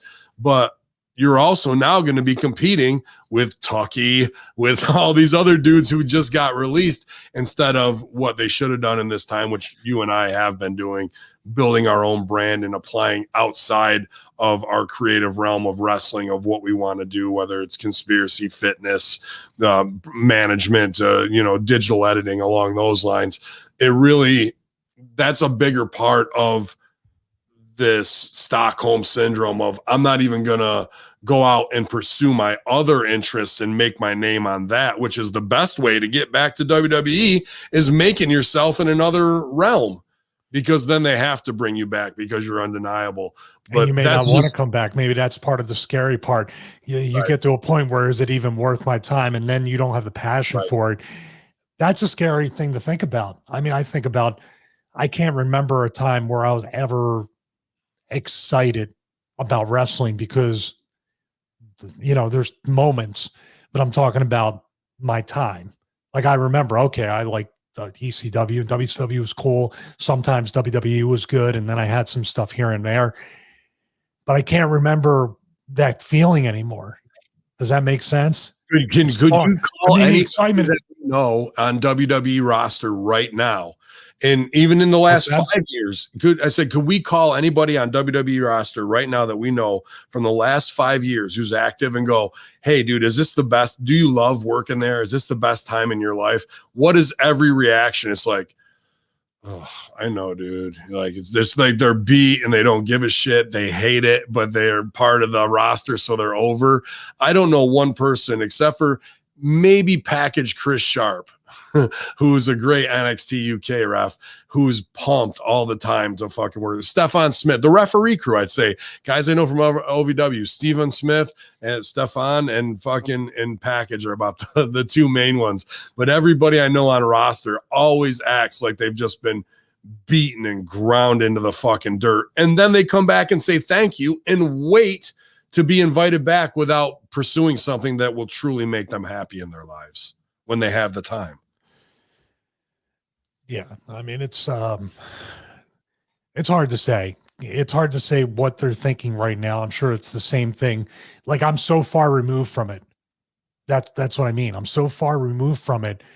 You can't hang on to them either. I hung on to it for a long time. So I'm not saying like, oh, the second I left, it was all good. It took years for me, and I'm still not sure exactly where I'm going. Like, for instance, I'll just give you the excite. We're doing this show. We're talking about this stuff. I got a couple band sales, and I got an affiliate sale off Force USA. That's exciting. What a great start to the day. Mm-hmm. That's the kind of stuff where when you start to see the fruits of that labor, where it's almost passive income because everything's been set up. As long as I keep creating the content, where I keep everything sharp, where I front load all the work with the band programs and make sure they're good to go, it's up there as long as I'll have them. Mm-hmm. So the 12-week program's been around for 5 years now. It's more than paid for whatever work I put into it, but it's still selling. These are the things that they have many more followers on every bit of social media they can convert into Victor, Connor, Tucky, anybody who's got released. No less than, talking about Matt Cardona and Brian Myers, who have done a decent job, but mm-hmm. I think they've still fallen short of really throwing the percentage too much into wrestling instead of trying to bridge the gap. This would be what I would tell people as I go to look at a house that I'm not even comfortable looking at with the price today. But I'm not comfortable not because I don't have the money and not because of this and that, but because I have a plan for investments and percentages that I want to put into different things. So it's a completely different stress. But in WWE, where I have absolutely no idea what it's going to cost me or what I'm going to do, all these different elements, and I see guys like week one buying Hummers like Davari and other people, and then other people I saw buying at that time $300,000, $400,000, $500,000 houses, and you're on a $75,000 a year downside for 3 years, and you took out a 30-year mortgage. Something doesn't add up. I would say your body's not going to hold up 30 years. Are you going to pay this loan off as quickly as possible? Like, no, it's cool. I know I'm good enough to assess. That's mistake number one, because it's not up to you, man. It's not up to you. And that's the advice I would give to them is live well within your means. Live as poor as you can. But that's not what happens when you get there. Cool Kids Club. And where do you guys live? Oh, we live over here in this gated area in within 3 miles of each other. Rent an apartment in a gated community or rent a home. Don't throw every bit of your money into that. Mm-hmm. Wrestlers are not exactly Does wrestling have a rookie symposium for financials and how to conduct yourself and do anything like that? Mm, Do they yet? think so. Okay. I'm sure they do, as far as they have social media meetings and other things that you should and shouldn't say. Why are they not having financial symposiums or how to make sure you have a college education or other things? Because you know why? They don't want the inmates to be too smart. Right. They want to have a hold over you that way. So keep them poor and stupid, just like the government says, right? Yeah. Keep them poor and stupid. Well, I mean, Society Review's got it right here. EC3 is still paying for that condo. And it's going to be tough because EC3 reveals he's been hospitalized for the last 5 days. Ring of Honor star EC3 revealed on social media to fans he's currently in the hospital, has been for 5 days. He stated he'll need to be there for longer, adding hashtag controlling your narrative can kill you. He did also reveal that the reason for being in the hospital, stating that he had an infection, which he neglected, claiming that he's been putting other people's needs before his own. It doesn't say where the infection. He says, short version, I had infection and I neglected proper care for it. Put other people's needs before mine. Went straight empath, caught up to me and broke me. Long version, extensive. I've been hospitalized for 5 days and we need longer. Anyways, I will heal. If you want to drop a comment and thought or affirmation, please do not text. Please, all I ask, if you want to help let me be alone. So I don't know, let him sleep. I hear infection. I see a super jack guy, a guy I like and know, a Rip Rogers guy, a guy they've left millions of dollars on the table with. You want heel John Cena? There's heel John Cena, but we're not going to fucking make him. So, the guy can he has great delivery promos, great in-ring presence, totally gets it. Super jacked. Is this a site injection infection from too much B12? It doesn't matter at this point. This guy's got to get better. He's got to get well an infection, and especially for if it's real or not. If there's a virus in the air and it's easily contagious in a hospital situation, and you have the number one killer in hospitals, from what I have researched, wasn't COVID over the past year. Blood infection. Blood infection kills a lot of elderly people, but a blood infection. What's that? Sorry. Didn't Braun have a blood infection 2 months ago? Who's Braun's best friends? EC3 and Drake Maverick. And what kind of shape are they in right now? Yeah, you're right. That's just gossip and speculation. But when this guy's in a hospital for over 5 days, hopefully a lesson gets learned too. And maybe every precaution, if that's the case, every precaution was taken, and it's just a matter of it was sealed, but it comes from China, the syringe or whatever, speculation. But I'm saying China supplies like 90% of our pharmaceuticals too. So it's not Mexico.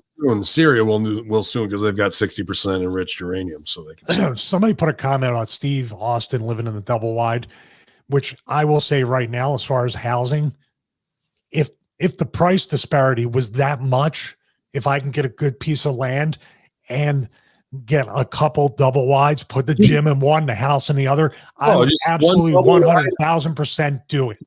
Dude, double wide on a frame on your own land and put 60 grand into a fucking full pole barn facility. That's that's perfect for you. Yeah. We looked at tiny homes. We looked at shed homes, but Sal sent me dome homes that are the easiest DIY ones. We're looking at that kind of stuff where you can actually take half the roof of a dome home and put a garden on it. It's pretty sweet shit, dude. We don't need the classic, suburbia type of bullshit. We want we can get solar panels. I can get Starlink from Elon Musk, but Sal loves that part. Get high-speed internet and all that stuff. We don't need a thing. We just need some animals, some garden, and that's it. And we got the guns, so can't go anywhere with my G9. My tummy tea commercial can't go anywhere without my Glock 19X.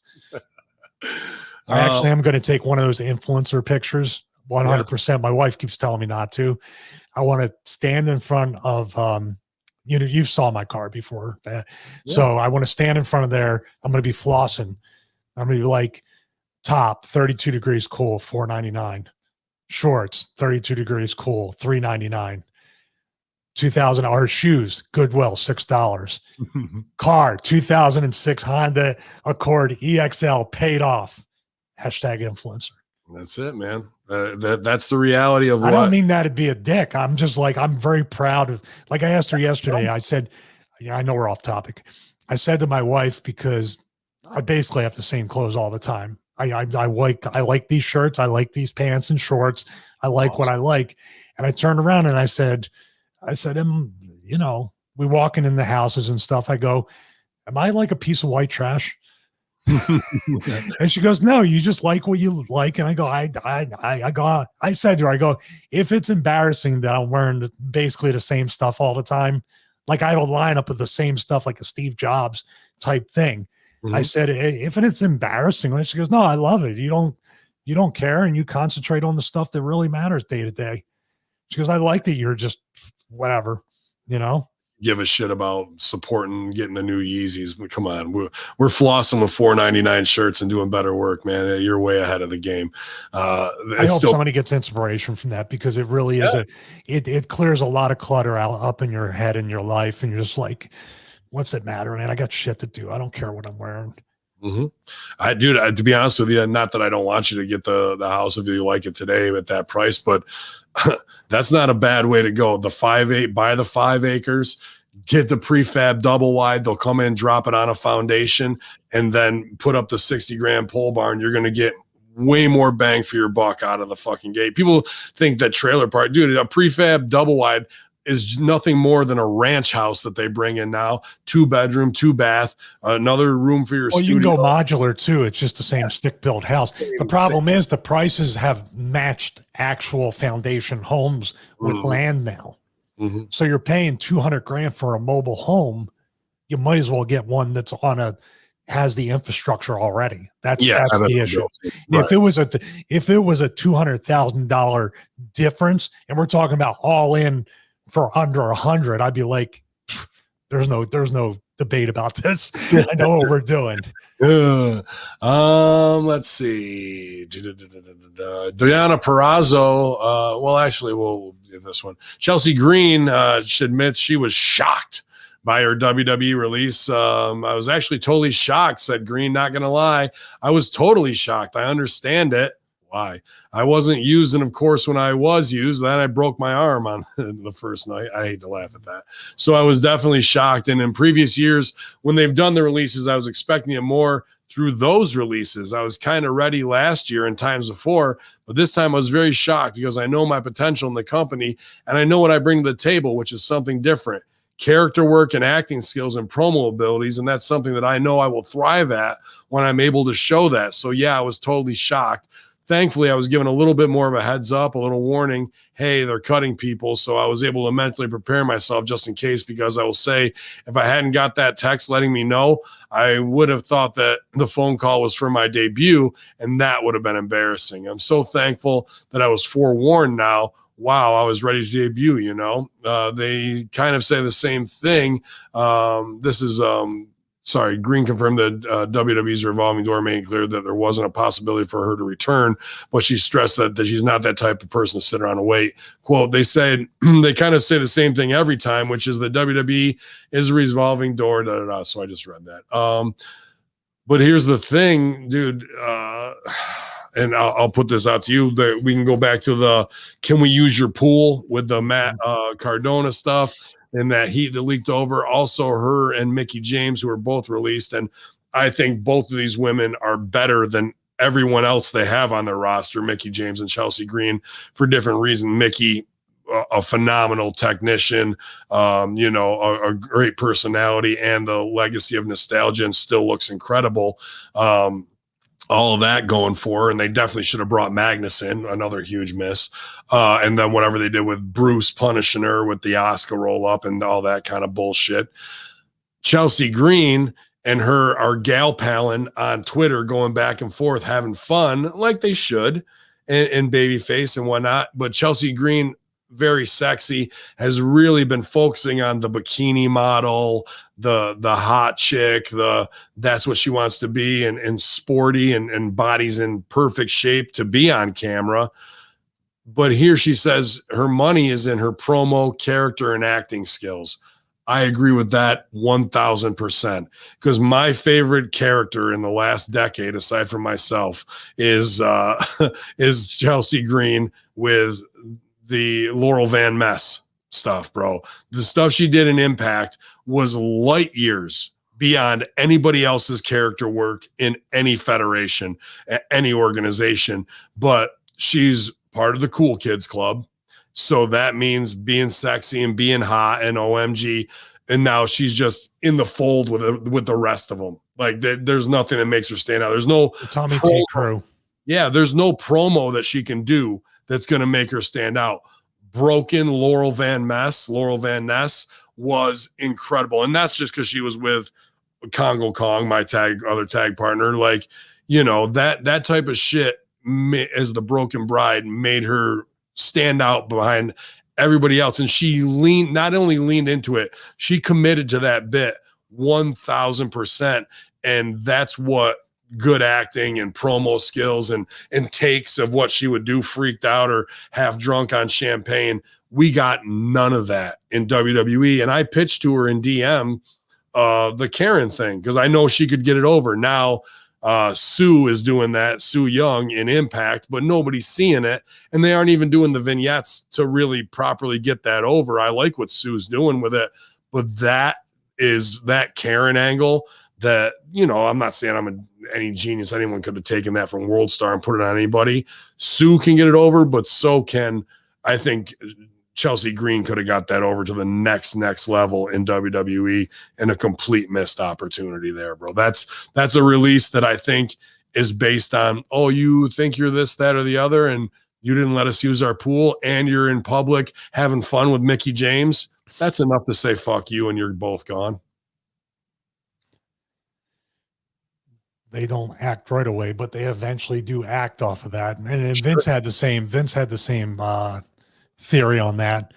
Once the pool incident happened or didn't happen, and that was a test. That might have been them getting it in their head that we need a reason to do this in our mind. That way it's like a justifiable release.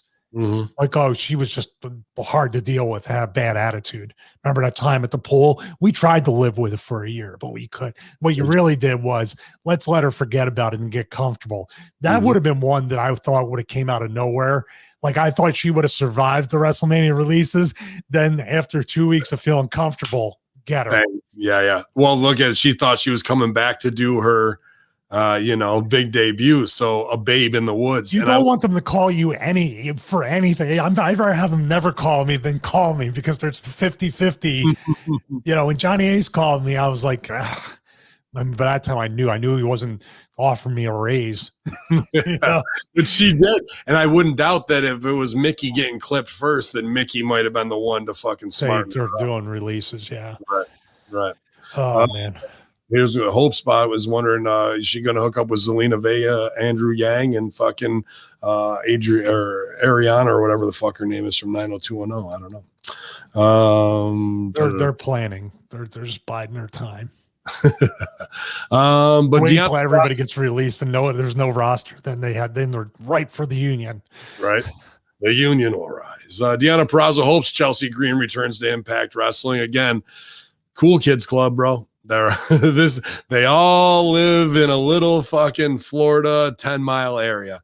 They would never let me drive my 2006 Accord into their community. And Deanna's a great wrestler, she's young and got released too for reasons I don't want to really go into to expose her own business of rumors that I heard, from NXT. But there was things there that were young people mistakes of, you worked your ass off on the indies and was trained by Damian Adams to get there. Rip Rogers style. You understand wrestling. Very great technical, very beautiful. Gear looks good. But when it comes to playing the political game or, being part of that club, they don't know how to fabe it. And that's what ends up biting them in the ass. So they get all the way there. And Deonna Purrazzo should be on WWE main roster now, but she's not for whatever reason, heat backstage in NXT. So Would there be good matches with Chelsea Green and Peraza? Yeah, but these are all the girls who go get coffee together. Iconics, Spears and fucking Matt and Cardona, and we're all going to Ricochets for the fucking party, and these guys from AEW will be there, and we're all going to post selfies. All of this is seen. This sounds terrible. That all sounds terrible to me. That sounds like that all happens way past my bedtime. But it all happens, bro. And then all goes on Instagram, and that's what kills them in the end. Okay. So what kills them on Instagram is what they're sharing. Now, if they work matches and angles on TV, you're killing it before it's even done, before it even starts. Part of what I go to like an Edge and Matt Hardy and Lita thing back when that happened. They did good business, but it was based on some real shit, and it was brought into the wrestling, universe. This is, we're friends, but we're going to get in the ring and we're going to pretend to fight and pretend we hate each other. And then we take a picture afterwards, your famous Royal Rumble picture that you like so much.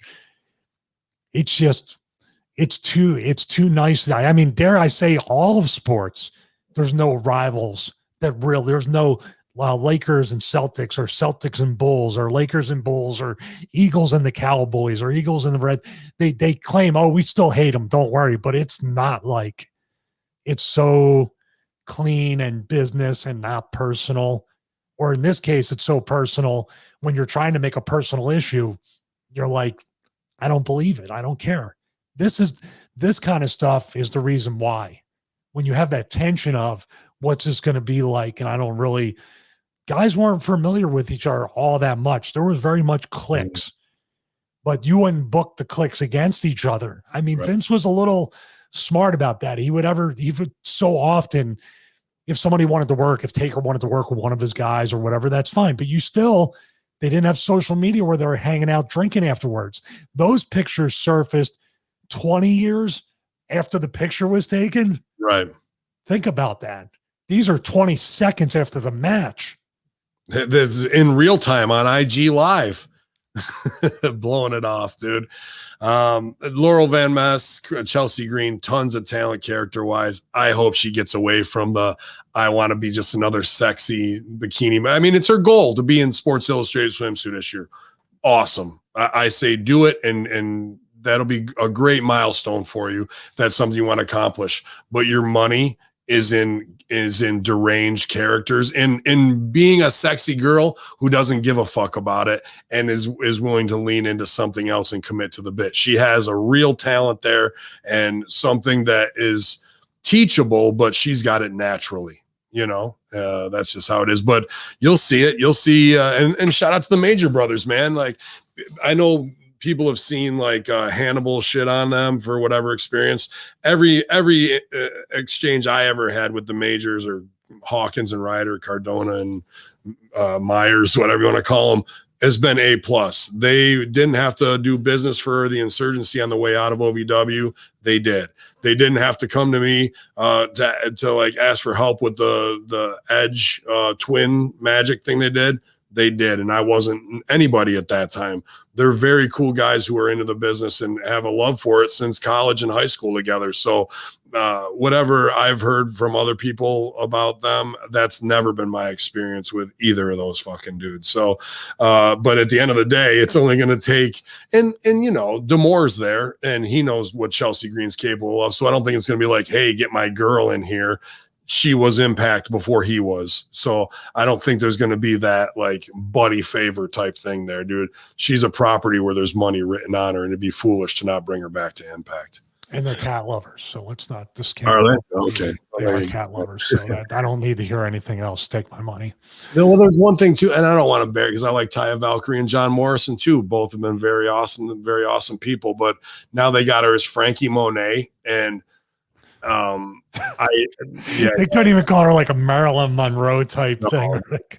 It's bad. It's the classic, we're gonna break you, and it doesn't matter how over you are, But she comes to the ring with their Pomeranian, and as a dog lover, I just don't like that because I thought about doing that too. And Al would tell me how fucked up Pepper was all the time and scared and pissing on itself. And like, then I was talking to somebody else on an indie show. I can't remember. It might've been Mickey even at 2CW. And she's like, no, don't bring dog. Cause I thought about Haminie coming out with Obazo Bin Chompin', but he's a nervous little fucker to start with.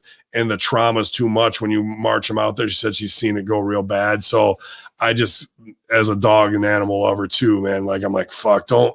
They had the little stuffed Pomeranian thing on Impact as a ongoing joke with Johnny Bravo. Now they got the real dog, and I just like, I'm not down with seeing that. And what they did to Matilda in the 80s, bro, all the stories giving her pills, coke, hitting her with fucking gas and like jacking up the dogs. Like wrestlers, a lot of them, maybe not in today's world, but in that 80s world were shitty ass people and didn't give a fuck about that. And I just think animal rights wise, I'm not really down with having live dogs and shit on TV. Wrestling is very lucky to get away with the shit they even get away with today, even being as careful.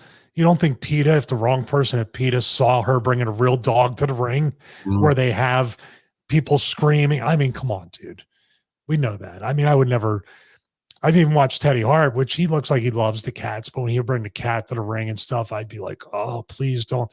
Maybe not even him, but just the situation of the cat running in the crowd, some idiot fan kicking the cat, or you don't know what can happen. I mean, these animals are supposed to be sheltered and protected and given, you know, you're supposed to make them feel as safe as possible. Yeah. So I know it's not her. They probably, what's that? Yeah, if you love him, like you say you do, you don't want to stress him. Now she had him in the ring in her arm and his mouth's wide open with a tongue out and he's having a good time. So fuck me. But at the end of the day, you don't want to work with kids or animals if you don't have to. And especially that animal could change its mind tomorrow when you bring it to the ring. Yeah. So just a little thing there where I'm like, I just, you know, seeing my dogs and knowing how they are, I wouldn't want to stress them out doing that, dude. Dude, my cats are unbelievable. I can't even tell you. They know the difference between me walking up and turning the key on they know when I'm coming from the car. They're in the window. They know when it's not me or my wife. It's so weird that they just run and hide.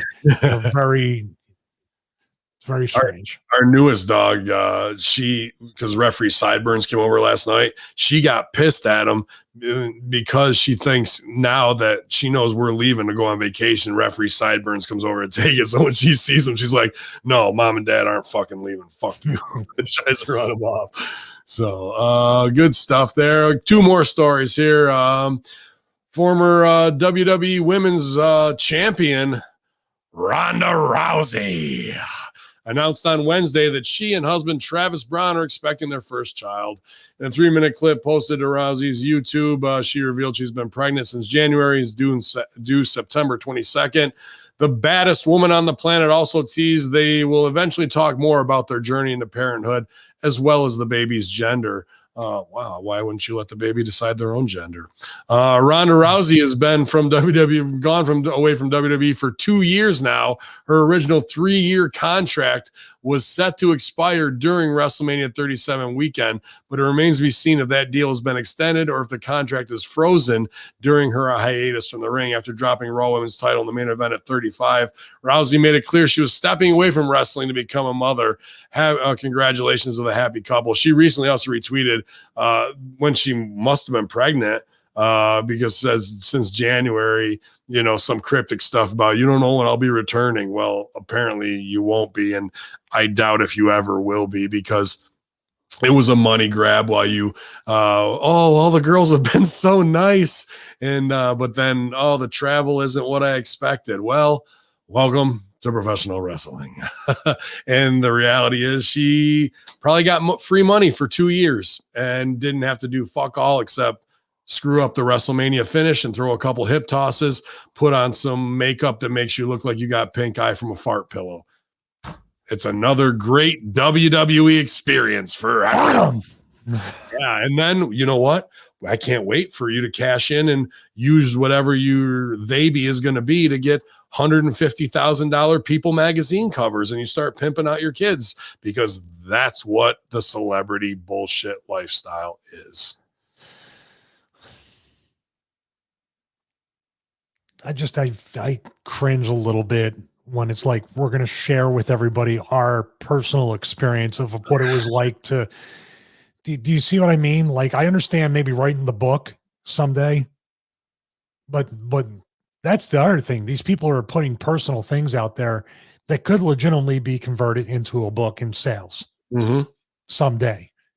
I just feel like when you're doing that and you're giving away, social media has been, man, I've been so turned off by it over the past year or two. I've said to you, I've said to Sal, that if we weren't doing stuff like this or had to promote anything, I would not be on any form of social media, because we all have that humanity within ourselves to want to share or want to kind of, I don't know, just put something out there.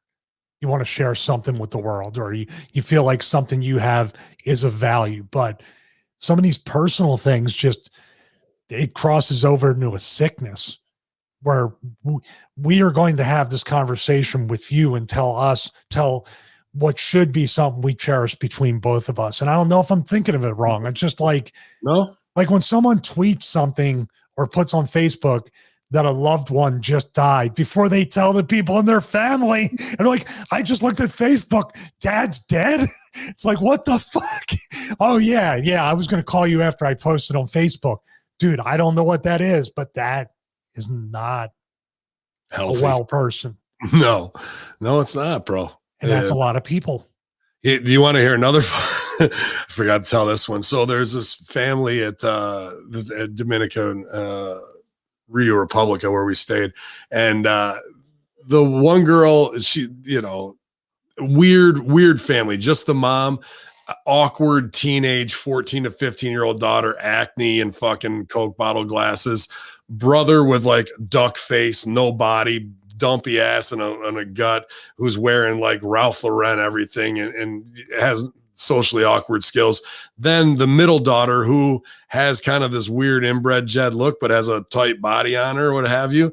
And we saw the guy and her like eating together, and we're like, all right, maybe they're a couple, they're married, but the body language wasn't there.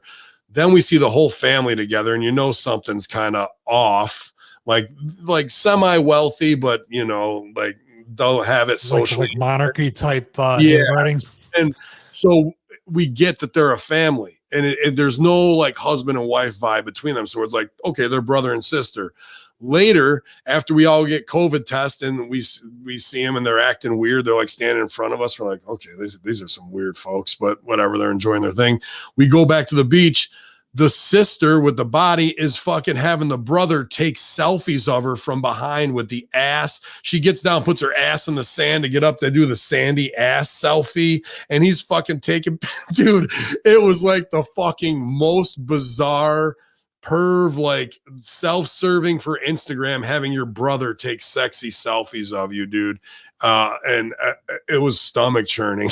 And like, but this is the level that we're at with this fucking madness, not from celebrities, just from regular Ohio fuckfaces who have to live this I'm an Instagram star lifestyle with 3,000 followers, bro. Now, are they going to Instagram live and tell everybody and share their story about how this all came to happen? Because that's kind of interesting.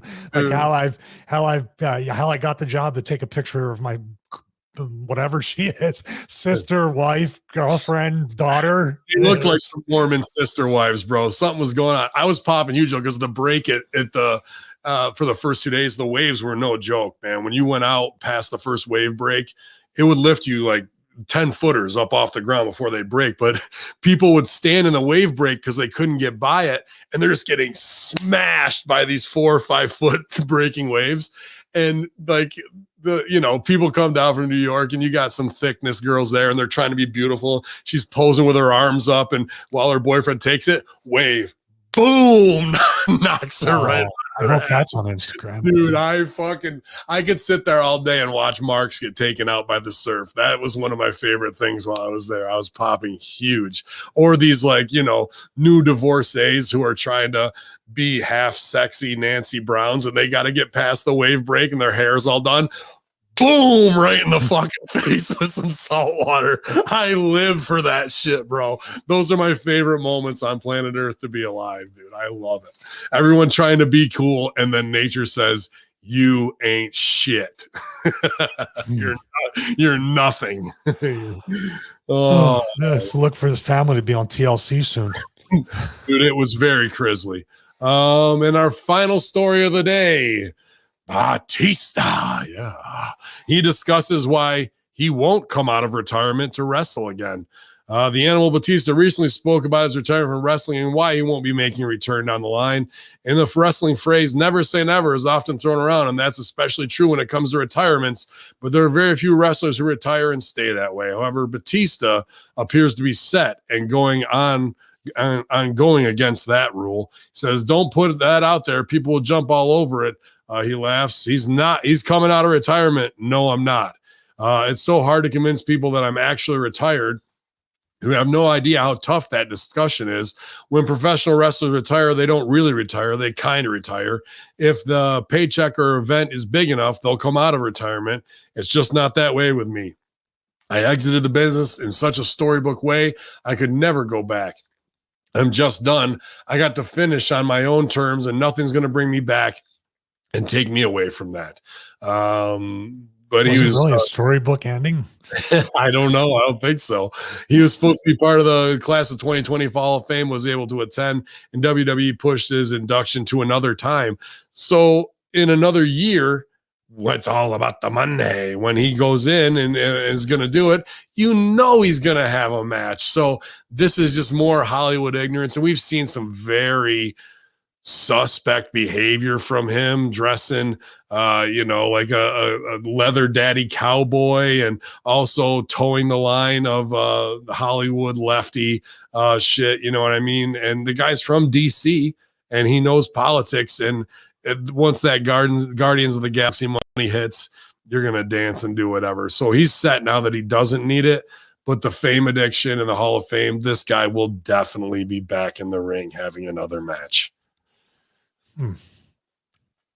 He did a lot of stuff anti-Trump for the same. He's another one with Biden in doing the same things Trump, or more than Trump did, wartime, war moves, legitimate bombings.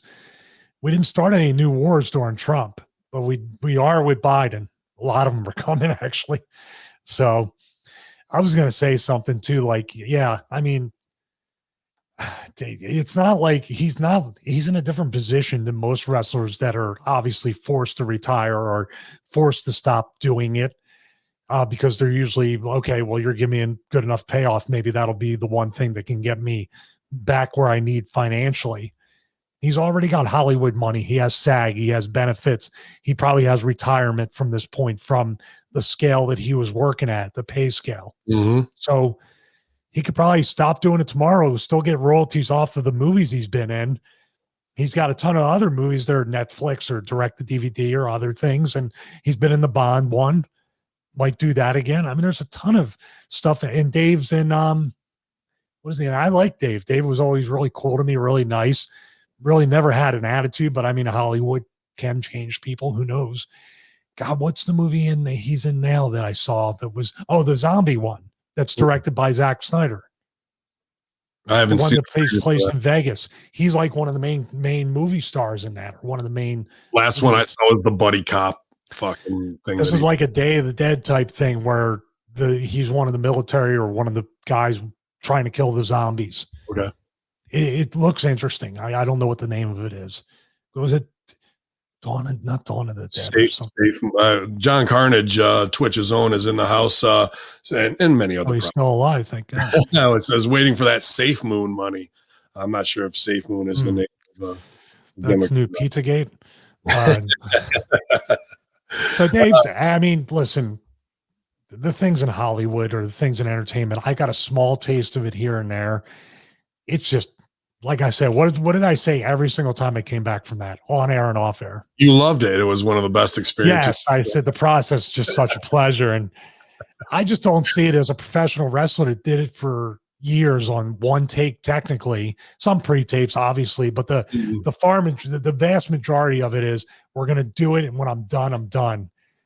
Hollywood or TV shows or anything else is literally, you're shooting not just multiple takes, but multiple takes of multiple angles. And this one little scene that you might see for 45 seconds, and a movie's got to be a million times worse. You're working an entire day or two just on that one little, like even action in the wrestling, the battle royal, the first 4 times we did it, we ran through the whole sequence. It's like, this is cool. This is easy. I'm nice and warmed up. Then it was literally take the bump, stay and stay. Yeah. And stay framed. And we got to switch shots like every single time hitting the back of my head. I mean, it was just completely different to do that kind of stuff. And then, you know, the other stuff. And that's why I give it changes or rewires your thinking, I think, about reality, really. Like I can see somebody that's always in acting or Hollywood, standing on marks, being told to say lines, and repeat these lines and stay on the exact spot we tell you to millions of times.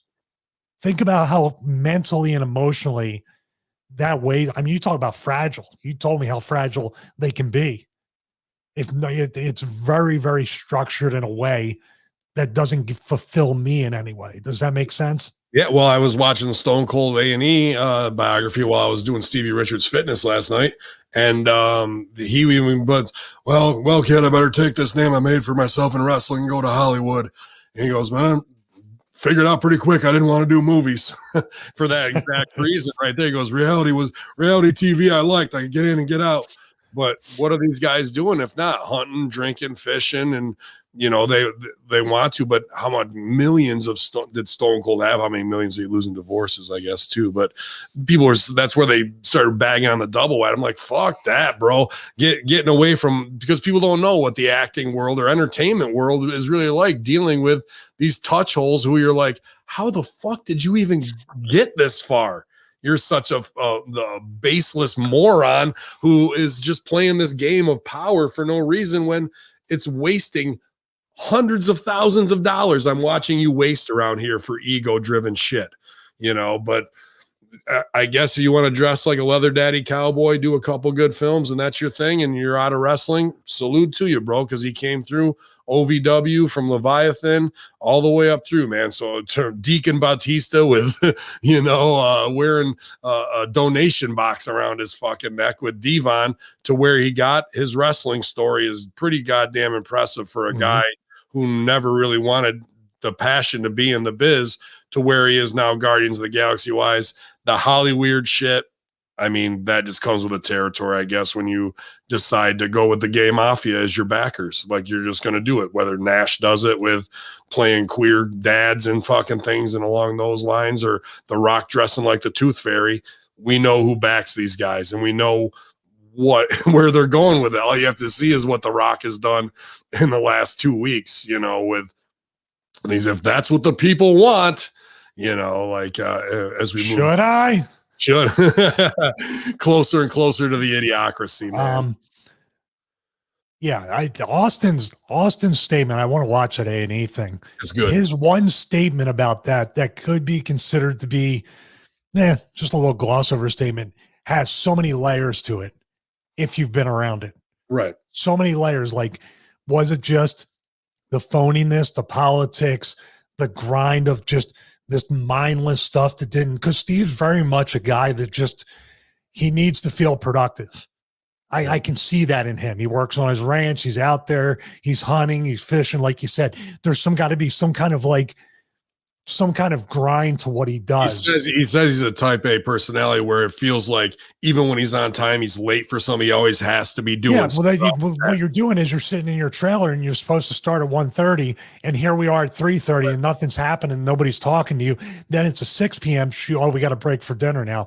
Now it's a 6 p.m. thing. Now, how long am I going to be here? But we got it done? No, we got to do 5 more. No, now we got to find this guy. I'm sure Steve was just like. And then you're dealing with the personalities, and it's just a whole different other thing, you know. And him being an entertainer is dumping that in 6 to 12 minutes, not spread across the fucking 9-10 hour shooting day. Like, that's just not the way things are done that way, you know. Oh, so forget about it. He was in fight scenes in that Condemned movie and a couple other things, and Expendables. Dude, a fight scene can take 2 weeks and you see it for about 30 seconds. When he could do it right the first time if everybody was on their mark and get shit done, you know. I just want to finish up with the fact that I loved it, that I know, you know, like I said, nothing is, I just thought the whatever you call it, just the irony of the fact that I was playing a stunt guy for a guy playing a wrestler who couldn't take any bumps, but they didn't want to hire a wrestler to just act as the wrestler within the wrestling show. It's a weird thing. You see what I mean? Yeah, it's Inception. The work within the work within the work. It's a mystery wrapped in an enigma, what you've got wrestlers who can easily deliver. Is that actor you have really delivering the lines at a level that's so incredible? Is the writing so incredible that it only takes an Al Pacino level actor to be able to fucking do it? Meanwhile, Al can't take the bumps, so we're going to bring in. No, it's another unknown actor who's just getting his first break, who really isn't known or over as a draw to be putting in that position. But we're going to hire them. And then we're also going to get a guy who can do the job fully, probably better and more realistically. But this is a TV show. We need actors. We don't need wrestlers. We only need them for this, that, or the other. That's what these asshole idiot producers convince themselves of, bro. And it doesn't mean just on that show. That's every show. I'm fine with it. Hey, but I made no secret, and I'm very respectful and nice about it, but it's just good money. It's what it is. It's not for me. I'm not joining SAG. I'm not doing anything. So it's not the life. It's not the life for me. It's really not. But I'll take your money. And that's what wrestling should be too. You shouldn't sell too hard for that. What's right. The addiction is seeing yourself after on camera and being solidified as I'm a TV star, but the money is where their addiction is. Our addiction is the politics and the performance high. You don't get the performance high at all when you're shooting something. It's very there's no in the moment, no reaction right afterwards, no, working with a crowd. It's creating a reality that you're not sure is even happening because it's all about the editors and the directors and what they're going to do with it afterwards. So there's a joke in the chat room, we'll hire someone to play Stevie Richards, but that's exactly their thought process, not actually getting the guy. But I hope my staring contest with Mel gets some hell on there. In there. Oh man, we'll get it in there as we did extended Friday locker room. This one went by quick, even though we're past 2 hours. And sorry about that, man. It's quite all right, man. So was the Raw and SmackDown review. Stevie and I had a great time recapping that, and the Master Shoot Theater where Vince rewrites the Bible this week. I thought was great. And shout out to Frostbite BC. Who made these awesome, I don't know what the app is called, but he's taking stills of Vince and Stevie. I must have watched the one where Stevie shakes his head 15 times. I fucking laugh my ass off at it. Just really great stuff there. I want to say thank you for taking what we do and bringing a new life to it. I'm excited to see more of those. And I don't know what that app is called, but it was definitely a fun time this week on Master Shoot Theater, where Vince is resorting to prayer at this point. So we rewrote the Bible and got some good laughs that way. Goddamn, pal. But you have to tell everybody why he was praying. What was I forget? Because he was afraid he was going to get released. Oh, yeah, I thought he was worried he was going to get future endeavored as well. So Vince is on the chopping block. Nobody's safe around here, pal. But yeah, dude, the best way to make yourself safe from outside influence is becoming a better you. And the best way to do that is Stevie Richards Fitness and joining the resistance against being a fat bastard. I know I'm trying to do my best, man, and working hard this week, re-inspired, re-motivated after vacation, and just keep pushing forward, because I already got an early spring booking lined up, which is kayfabe as well. Don't ask us about the Horsemen, because we're not telling until we need to. That's just something we got to do right now. But patreon.com/Haminie Media Group is the place to go to get all the free shows as we re-platform, as well as russosbrand.com. This week, Stevie Ray TV, a lot of big guests lined up. I know we just had King Mo, other big boxing names and fight names that we're working on that way. He's really pushing his boundaries. Looks like April and Idol on the A Show are having a great time. They had Colin dressing up in cosplay, and people love Damian Sandow on Stevie Ray as well, and also April Hunter on the Beautiful People. So triple Beautiful People this week with all the eye candy and fun that you guys can have, man. Got to get up the new Rip Rogers episode as well for you guys. And Stevie, what are you working on, man, this week, and where else can we send them? I'm about to head out in about 5 minutes and potentially overpay for a house, but that's okay. You know, that's just planning different stuff. I really would love, even though we're talking about minimalism a lot, if this opportunity comes along to get this, I'll be able to expand the home gym to really review a lot more products, a lot more trainers and racks, cardio, fit a lot more equipment in there that I can use, because I think I've only scratched the surface with the gym affiliate stuff. And obviously StevieRichardsFitness.com is there, and looking to really pull a power band program together, like a 5x5. I've been testing it. I've been talking about it for 2 years, but that's how much thought I've been putting into this to make sure, well, this could be tough for somebody that hasn't done it. I got to explain this right. I must have shot the videos 10 times each. So I've put a lot into them. But as far as that it will come hopefully by the end of the year, right in time for New Year's resolution, if we're allowed to have them, government, and also forceusa.com/Stevie. Like I said, I'm really grateful. We had some sales as we were recording. Diamondbackfitness.com/Stevie, and as well as the YouTube channel. We're just this close to 75,000 subscribers. Let's get 25,000 more so I can smash the play button live on the YouTube channel. Wouldn't that be more irony? Yeah, smash it with a goddamn sledgehammer is what I'd like to see, man. But I'll smash it. I'm actually going to smash it with the Bill of Rights in a book. Well, did you see that YouTube gave out their first award for being a platform that's for everyone, all inclusive, and they happen to give it to YouTube president Jackie. So, oh yeah, I saw the downvotes on that too. It was like 12 likes and like 40,000 downvotes. Oh my God. Did somebody come out and hit her with the trophy like wrestling? Dude, there's nobody I'd like to see sucked out into the ocean after being hit by a big wave and never to be heard from again than their entire staff. That'd be phenomenal, and she can lead the charge. But it's ribs like that are right in our face of just like, this is where we are because of complacency. But we're going to keep talking that real talk until we have to say thank you to the people who finally canceled. So thank you to Podbean.